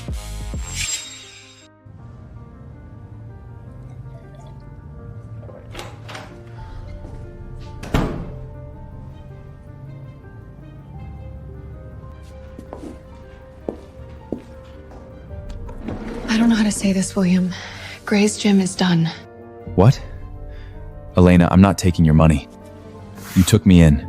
And what do you mean, done? I don't have a choice. It's Sergei Lavoski's younger brother, Mikhail. He's been tearing through Texas, walking into every fight gym and calling out their best. Every time he wins, and so far he always does, he takes over the gym. Word is we're next. This place was my dad's whole life, and I couldn't even protect it from some Russian nutcase. I failed him. Coach's dying wish was for me to look after his girl. No way I'm letting her face this alone. Look at me, Elena. I'm not the kind of guy who bails when things get messy. Whatever happens here, we face it together. William, thank you. But you don't have to do this. Just take the money and go. Please. I'm not going anywhere. And as long as I'm standing, nobody lays a hand on your dad's gym. You gotta trust me on this one. William, that's very kind of you, but you're not a fighter. You have no idea how dangerous Mikhail Lavoski is. Elena! We just heard you can't shut down Gray's gym. I'm not leaving. Same here. Knock Mikkel's teeth and save this place. Don't worry, Elena. We've got the Reaper sight down cold. That'll put Mikhail on his ass. Guys, listen. Do what Elena says. Get out of here. Not one of you stands a chance against McCall. Shut up, Mop Boy. What the fuck do you know about fighting? You're a coward, William. We're not. We're strong enough to protect this place.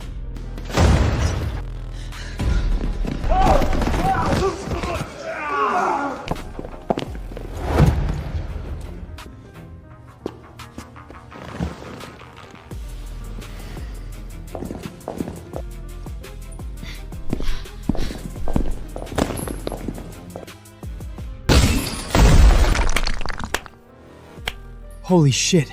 He's a monster. That punch probably packed 1,000 pounds of force. There you are, you pathetic little worms. Ready to watch me wipe Gray's gym off the map? Don't get cocky, Mikhail. We've got the Reaper's scythe down cold. You're going down. 100 years of history, and this is what Gray's gym puts Kate's in the cage? I can smell the trash on you. All of you. Stop running your mouth, Mikhail. You haven't won just yet. Damn right. I throw a 500-pound punch, big guy. I'm just as strong as you are. Enough. Don't waste my time with your posturing, Mikhail. Get them. Right away, Mr. Salvatore. Before the fight, a man came to me. Salvatore. William, don't! You don't even know how to throw a punch. Mikhail's a monster. He'll kill you. You were actually gonna square up with Mikhail? You idiot. He'd flatten you with his pinky. Yeah. Grab your mop and go hide in the supply closet. Let the real men handle this. Jim and Carl are right. You're a janitor. We can't let a scrub like you fight on behalf of Gray's gym. We'd be laughed right out of Texas. I drilled the Reaper style until I had it perfect. I'm stepping in that cage, putting you down, and saving Gray's gym. You're small-time little boy. Bush League. I could put your lights out with one punch. This is bad. Jim's only got the surface of my style, none of the foundation. If he tries to use it on Mikhail, he's gonna get stomped. Jim, listen. Mikhail's bigger and stronger than you. Do not trade punches with him. Stay light on your feet, work his left flank. That's your only shot. Look at this fucking loser over here, trying to coach me. Who do you think you are? The Reaper? Yeah, back off, wimp. You're in his head. William, please. You have to get out of here. You're not a fighter. I can't watch you get hurt.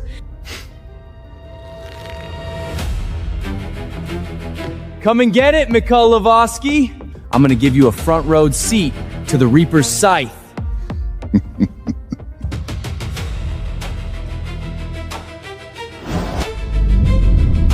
Clean shot! No way that big bastard dodges that! Holy shit, he's landing it! Get him, Jim! That's all you got, little boy? You're not eating enough red meat. What the fuck? That didn't even budge him! No way. I put all I had into that punch. What the hell is this guy? Thanks for the massage. Now, let me show you what a real punch feels like.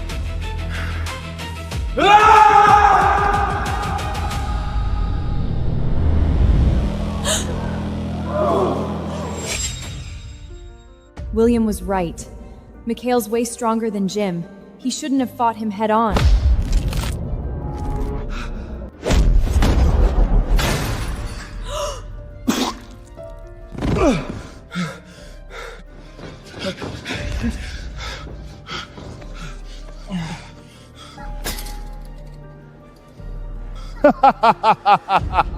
One tap, one, and you folded like a lawn chair.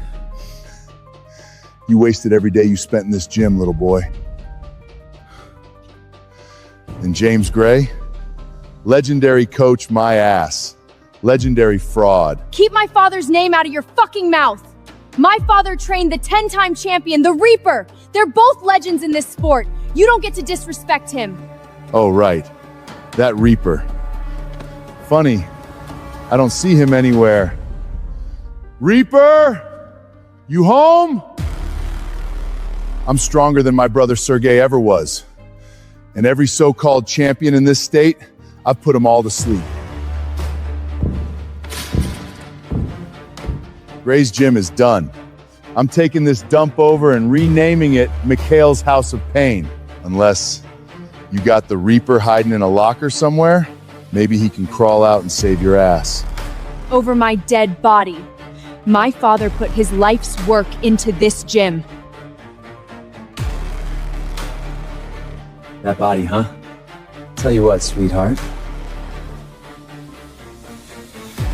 You want to save your little gym? Get on your knees. Show me a good time. Then maybe I'll let this place stay open for a few more days. Hot piece like you, shame to waste it. My sweet, tonight, wear something nice for Daddy. You sick son of a bitch! I'll tear your balls off! Stand down. Even if you joined forces, you'd still be no match for Mikhail Lebowski. Oh, shut it! You're a janitor. Stay in your lane. Get real, idiot. You think you do any better than us? Yeah. I could send Mikhail flying. In fact, I'm going to. No, William! I know you want to help, but this is suicide. Mikhail beat Jim without even breaking a sweat. He can throw 1,000-pound punches. He'll kill you. You're challenging me, mop boy? Just go scrub a toilet. I could cave your skull in, but you're not worth my time. Trust me, Elena. I'm gonna protect you. I'm gonna protect your dad's gym. And I'm gonna do it by putting this asshole down. Tell you what, I'm feeling generous. All of you, into the cage, at once. I'll lay you out together. Save us all some time. Don't listen to this useless idiot, Elena. He talks big, but he can't back it up. Watch and learn, William. This is how real men handle business. Let's go, Carl, for the gym. They're not there yet. Even 2-on-1, Mikhail walks through them. Shut your damn mouth, loser! They've been drilling the Reaper snipe for years. They're gonna put this Russian psycho on his ass. That's true, William. I've watched Carl and Peter train. They've worked really hard to master the Reaper's moves.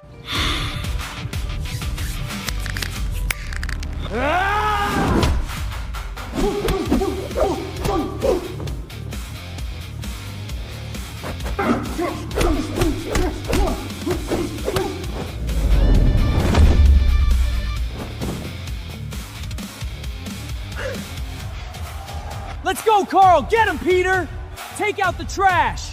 See that, scrub? I can't believe you were shit-talking Carl and Peter. I knew they could do it.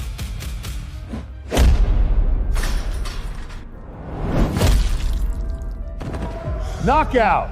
Now, anyone else in this dump got the guts just to step into the cage? No?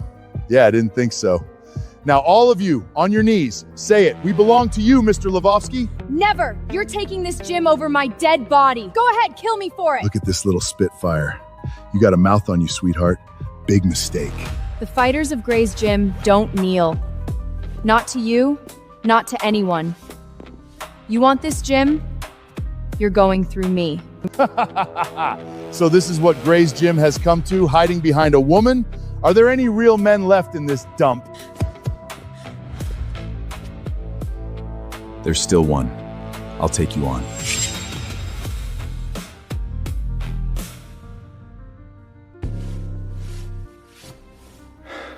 I got this, Elena.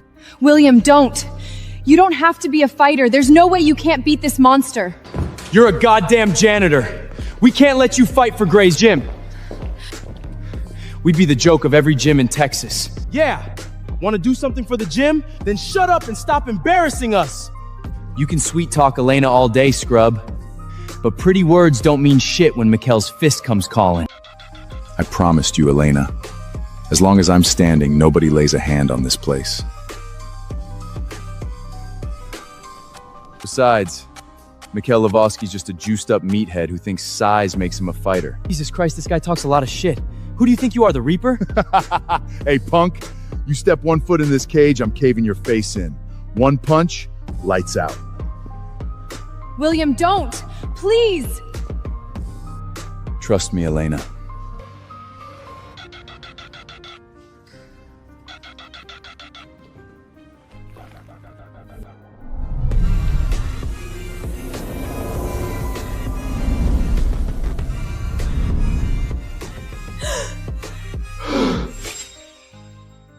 They're sending a janitor into the cage?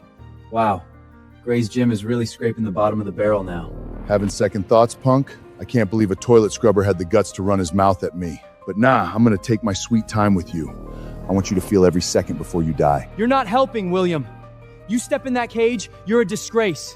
To this gym, to its history, and to the Reaper himself. We should have locked his ass in the supply closet. At least in there he couldn't embarrass us. Get out of there, you piece of trash! You're making all of us look like clowns! God, please, protect William. Don't let him die. You're a big, buff guy. All show, no substance. In a real fight, you fold like paper. Just like your dumbass brother, Sergey. You little shit! Keep my brother's name out of your fucking mouth! I'll beat you into a pulp! Holy shit. He's even stronger now. Was he holding back on us? He's gonna pulverize William with 1 swing.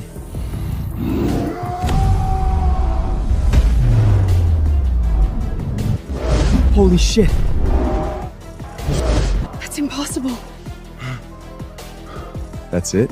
Stand still! Fight me! Stop ducking! You spineless little shit! Give it to William. He's not bad at running.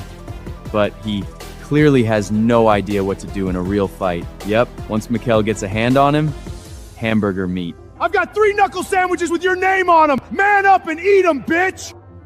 3? No. 1. I'll only need 1 punch to end you and end this fight.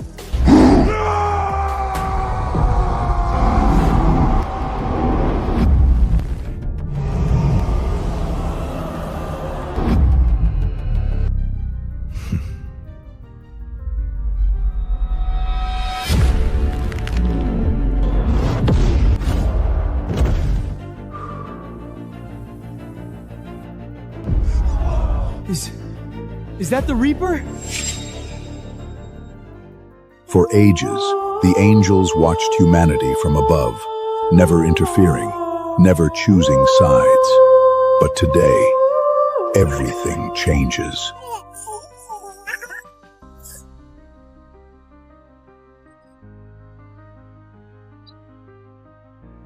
Look! The holy spring is glowing!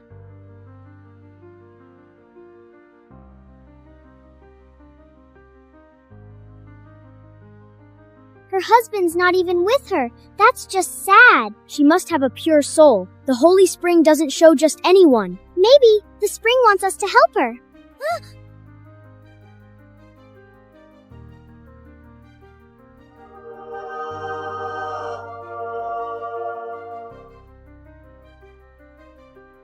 The Holy Spring has not shown the mortal realm in 10,000 years. Yet today, it reveals a human woman. Heaven has chosen her. I will descend to earth myself. The number you're trying to reach is unavailable. 5 months pregnant, and my husband hasn't shown up once. Right now, he's probably off playing the devoted lover to his mistress. It's okay, baby. As long as you're healthy, that's all Mommy wants. Please, I haven't eaten days. Just give me something. Anything. You! Touch him again and I'll call the police.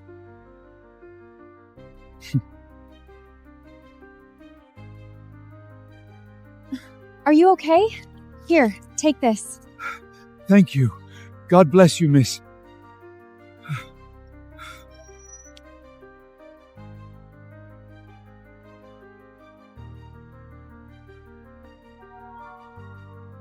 Compassion like hers deserves heaven's favor.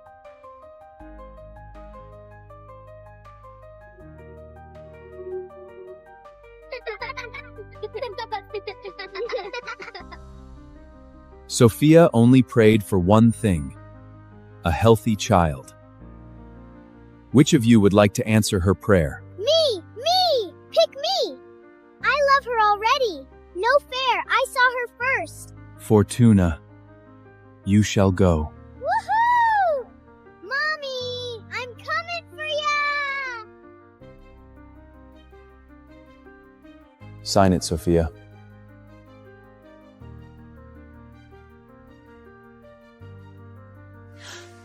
Cord blood donation? What is this? Vanessa's pregnant. She has a severe immune condition. Your baby's cord blood could save her. Your mistress, Vanessa? You want to use our baby to save her? She's carrying my child too. Sign it and I'll give you $1 million.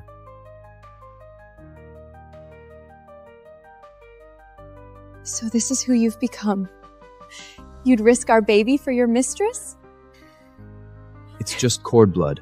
Vanessa will recover after the transplant. Oh, hell no. Cheating ass daddy, did you seriously just mess with mommy and me? Congratulations. Karma's about to ruin your life.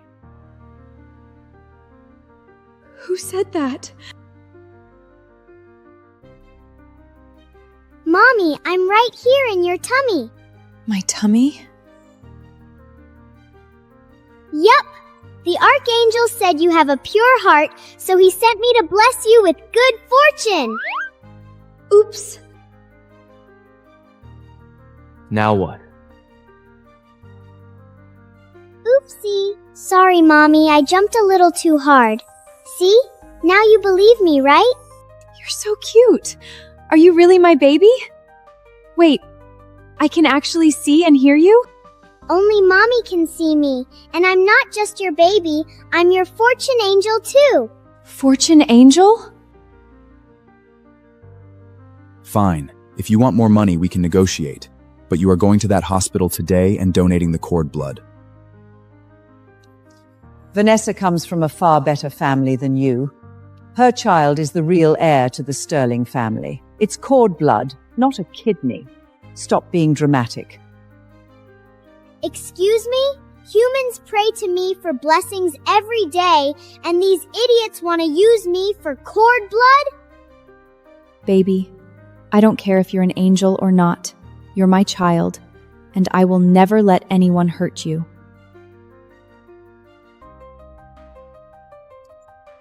Sophia, what the hell are you doing? Nobody touches my baby. And one more thing. I want a divorce. Divorce? Sophia, who do you think you are? Fine. Ryan, freeze all her cards. If she refuses to sign, she doesn't get another cent from the Sterling family. Sir, she's pregnant. Do as I said. Understood. Let's see how long you survive without Sterling money. Ugh! I hate him! Trash Daddy's bullying Mommy again! Mommy, don't worry, I'll protect you. Don't cry, Mommy. It's just money. And trust me, I've got tons of it.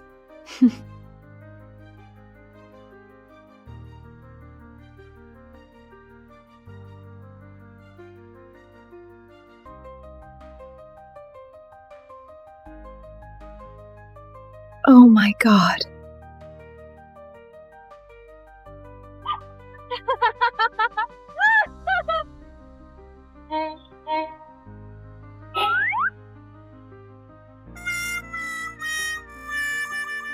Oopsie, looks like my powers got nerfed when I came down to the human world. I can't just magic up free cash anymore. That's okay, baby. Mommy can work. I'll make money for us. Oh, Mommy. Okay, maybe I can't spawn money out of thin air anymore, but with my talent for creating wealth, I can totally turn you into a billionaire queen. We don't need billions, baby. As long as Mommy can raise you after the divorce, I'll be happy. Oh, trust me, I'm gonna make Trash Daddy regret dumping us. Who needs the Sturks? You're gonna be crazy rich without them.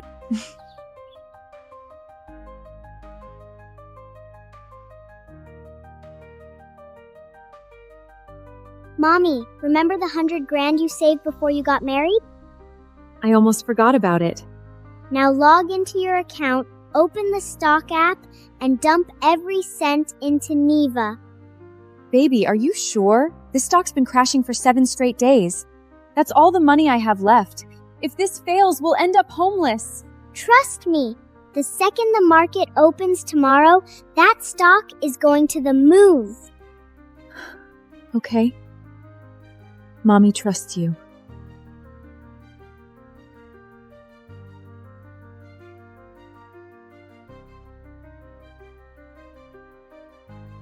Wow.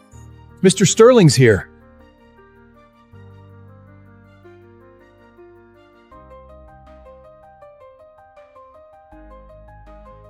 Clear the way. Hey, watch it! Sophia, what are you doing here? Mrs. Sterling used all her premarital savings to buy Neva stock. The company's about to get delated. Sophia, you might as well set your money on fire. That's none of your business. My money, my decision. Once you lose everything, maybe you'll finally come crawling back and sign the papers.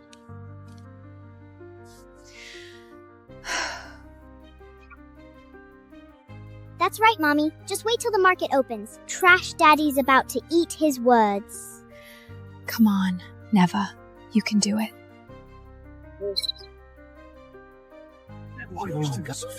What the heck? It's rising!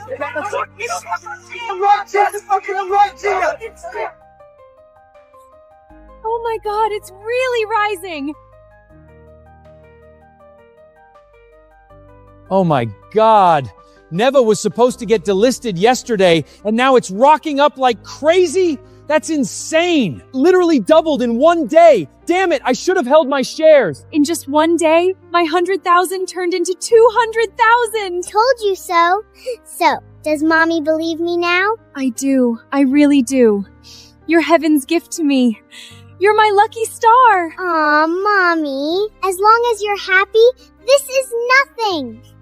I'm gonna turn my mommy into real old money, and when that happens, the Sterling family's gonna choke on their own arrogance. Okay, then Mommy's looking forward to that day. Just beginner's luck. That little win won't last. Sooner or later, you'll come crawling back, begging me to take you in. Don't take too long, Sophia. If Vanessa misses her treatment, I'll never forgive you. No way, you'll never see that day.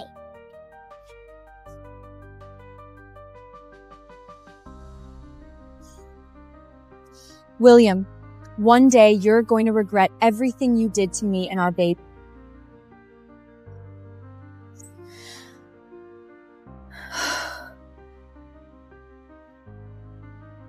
Unbelievable. 3 days in and we've already made another 500,000. Baby, we're going to Whole Foods instead of Walmart. Ugh, Mommy, you're literally the mother of a fortune angel. Future queen of the billionaire elite, remember? Can we go bigger than this? Mommy, next up, we're making a much bigger move. Bigger? Mommy, look at this. Phantom Realm Technologies. Right now, nobody cares about their VR tech. But trust me, in less than 2 weeks, this tech is gonna blow up worldwide. And when that happens, their stock price is going up 100 times over! Wow! Then if we invest everything into them now, we'd make a fortune! That's my smart mommy! But we only have 500,000 right now. That's not nearly enough to buy meaningful shares. We're gonna need a lot more money.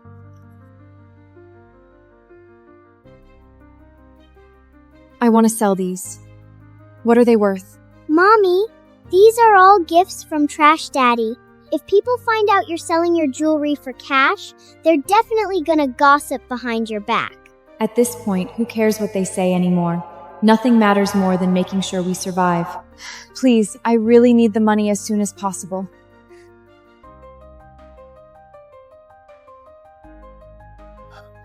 Mrs. Sterling, the pieces are beautiful, but I'm afraid we can't accept them. What? Why? We can negotiate the price. It's not about the money. Last week, the Sterling family issued a notice. Any jewelry with the Sterling crest may not be resold. Every single piece you brought in has the mark. No one in the market would dare buy them. What? Ugh, Trash Daddy planned this. He's such a calculating snake. William never intended for me to own anything. What a joke this marriage is. I understand. Thank you anyway. Sophia, what are you doing here? Don't tell me you're stalking us? Funny, I was about to ask you the same thing. Shouldn't you be in a hospital instead of jewelry shopping? I'm... William, Sophia's scaring me and my baby. We only need a little cord blood. Sophia, you've dragged this out long enough. Sign the papers and do the donation now. I said no. I will never hurt my child. And I don't believe she's really sick. Where's the diagnosis? Where's the report? They're... at home. Wait. What's this? So broke that you had to come sell your jewelry? Getting money is easy, Sophia. Sign the papers, and I'll wire you $1 million immediately. I don't need your filthy money. Without me, you'll never live the luxurious life you had before. You're nothing without the Sterling family. You misunderstood. I'm not selling these. I'm taking out the trash.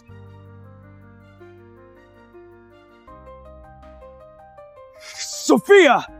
And this too. I'm not the one who can't live without you. You're going to regret everything you did today.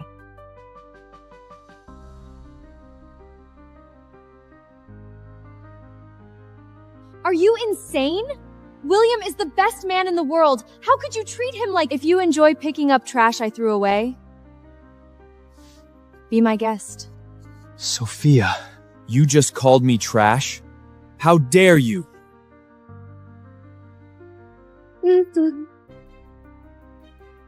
Mommy, that was amazing! Woo! You absolutely destroyed Trash Daddy and his fake little mistress. Yeah, but baby, where are we supposed to get enough money now? We only have half a week left. Wait, Mommy, look! America's largest fine art auction is coming soon. I smell money. Mommy, we're going to this auction.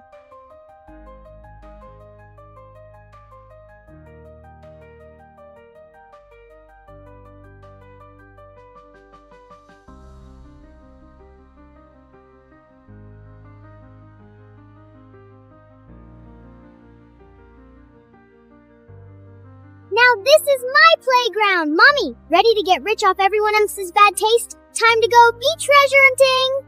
Mommy's ready.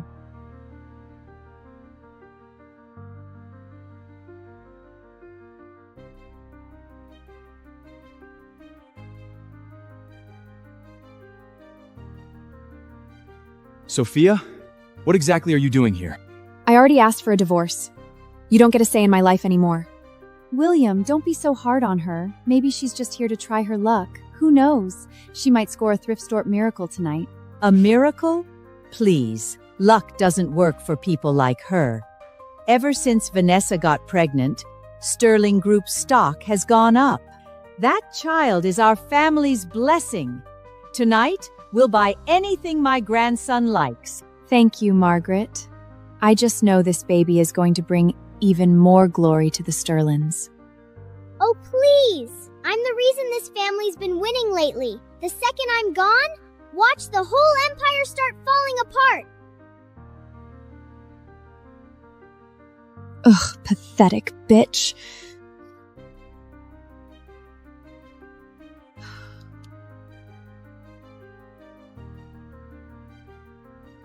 Ladies and gentlemen, welcome.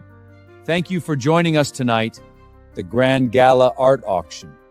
And now, Let the bidding begin. Our opening piece this evening, Crimson Reverie by Mateo Volkov. Starting bid, $800,000. Oh, the baby kicked. What happened? Is my grandson all right? I think he likes this painting. Maybe we should bring it home for him? Of course we should. If my grandson wants it, then it's obviously meant for the Sterling family. $800,000. $800,000 going once, going twice, and sold. Congratulations, ma'am, an excellent buy. Master Volkov's market value has doubled in the past 2 years, and collectors are still driving prices up. Wait, I remember a friend of mine paid $102 million for another Volkov piece last year. I heard the British royal family has been collecting this entire series. This painting could easily resell for $1.5 million. The Sterling snagged it for only 800 grand? That's practically free money. Good eye. Nice call. See? Vanessa's carrying the Sterling family's little blessing. The baby's not even born yet and already making money for the family. You see that, Sophia? That's real luck. Some people are simply born blessed. Some aren't. Even their children turn out to be burdens, not blessings. Ugh, please. That was my luck they borrowed, and it's just a basic painting. Mommy, don't even stress. The real treasure's still coming. And when it does, it'll make this thing look like pocket change. Okay.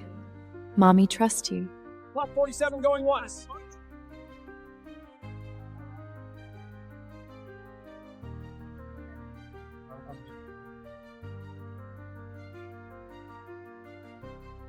Look at her. She hasn't raised her paddle once. She clearly came here just to pretend she belongs. Well, collecting art isn't just about taste. It's about fortune, too. She's never had that kind of luck.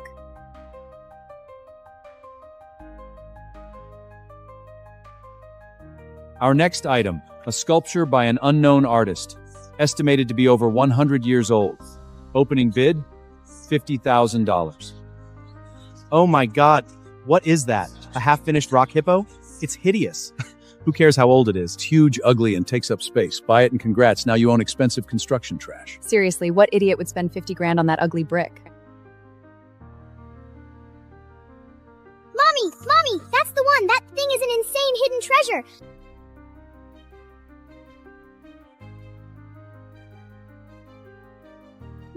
Mommy, that's the one! That thing is an insane hidden treasure! I can feel it! That stone hippo is the biggest treasure in the room tonight. It's worth 10,000 times more than Trash Daddy's little painting. If there are no bids, we'll go ahead and pass on this. 50,000.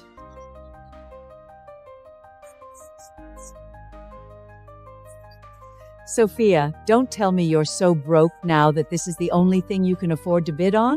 Sophia, sculptures like this are usually just practice pieces for amateur artists. It's not even finished. You seriously think this thing is collectible? Miss, are you certain you'd like to bid on this piece?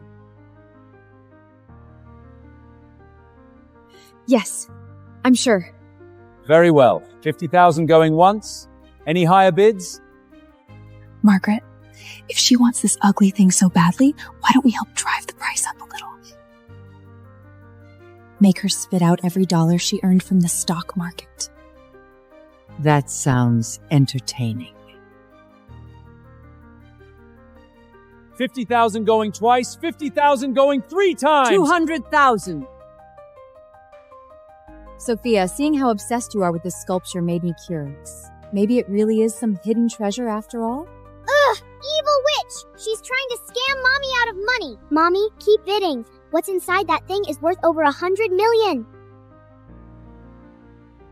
300,000. 400,000. 500,000.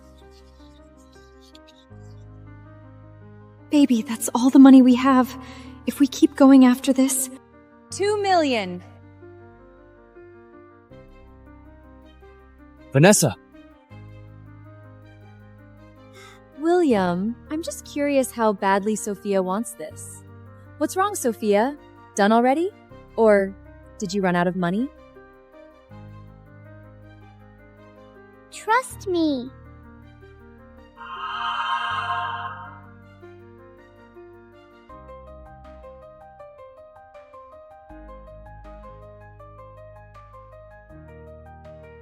Mommy, trust me. Buy it. This is a legendary treasure. Okay. $3 million. Oh my god. Sophia, are you really insane? You spent $3 million on that pile of rocks? Well, since Sophia seems so emotionally attached to it, I guess I'll let her have it. I withdraw. Very well. Miss Sophia bids $3 million. Any higher offers? $3 million going once, $3 million going twice, and $3 million sold. Congratulations, Miss Sophia. Sophia, you don't seriously think the ugly rock you just bank-upped yourself to buy is some priceless treasure, right? Come on, you got played. Honestly, it's junk. $3 million for a hunk of junk? She's basically burning money at this point. Clearly, she has more money than sense. It's embarrassing to even be in the same room. So stupid. You people know nothing. Mommy, trust me. In a minute, they'll be so jealous.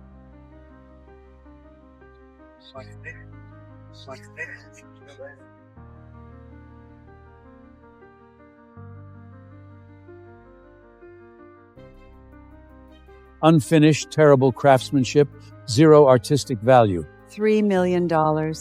Gone just like that. First the Sterlings humiliate her, and now she's lost everything. Poor girl. The funnest part is that she actually thought she found treasure. Mommy, the treasure's inside the stomach. Find something and break it open. I bought this sculpture. That means I can do whatever I want with it now, right? Yes, Miss Sophia. Sophia, what now? You're gonna drag this giant hippo home on a leash and keep it as a pet? Oh my god, this is hilarious. Miss, wait, are you seriously trying to smash it? That sculpture cost you $3 million. She's officially lost it. What's the matter, Sophia? Did going broke finally make you snap? Sophia, enough. Mommy, don't listen to them. Hit it with everything you've got. There's definitely something incredible inside.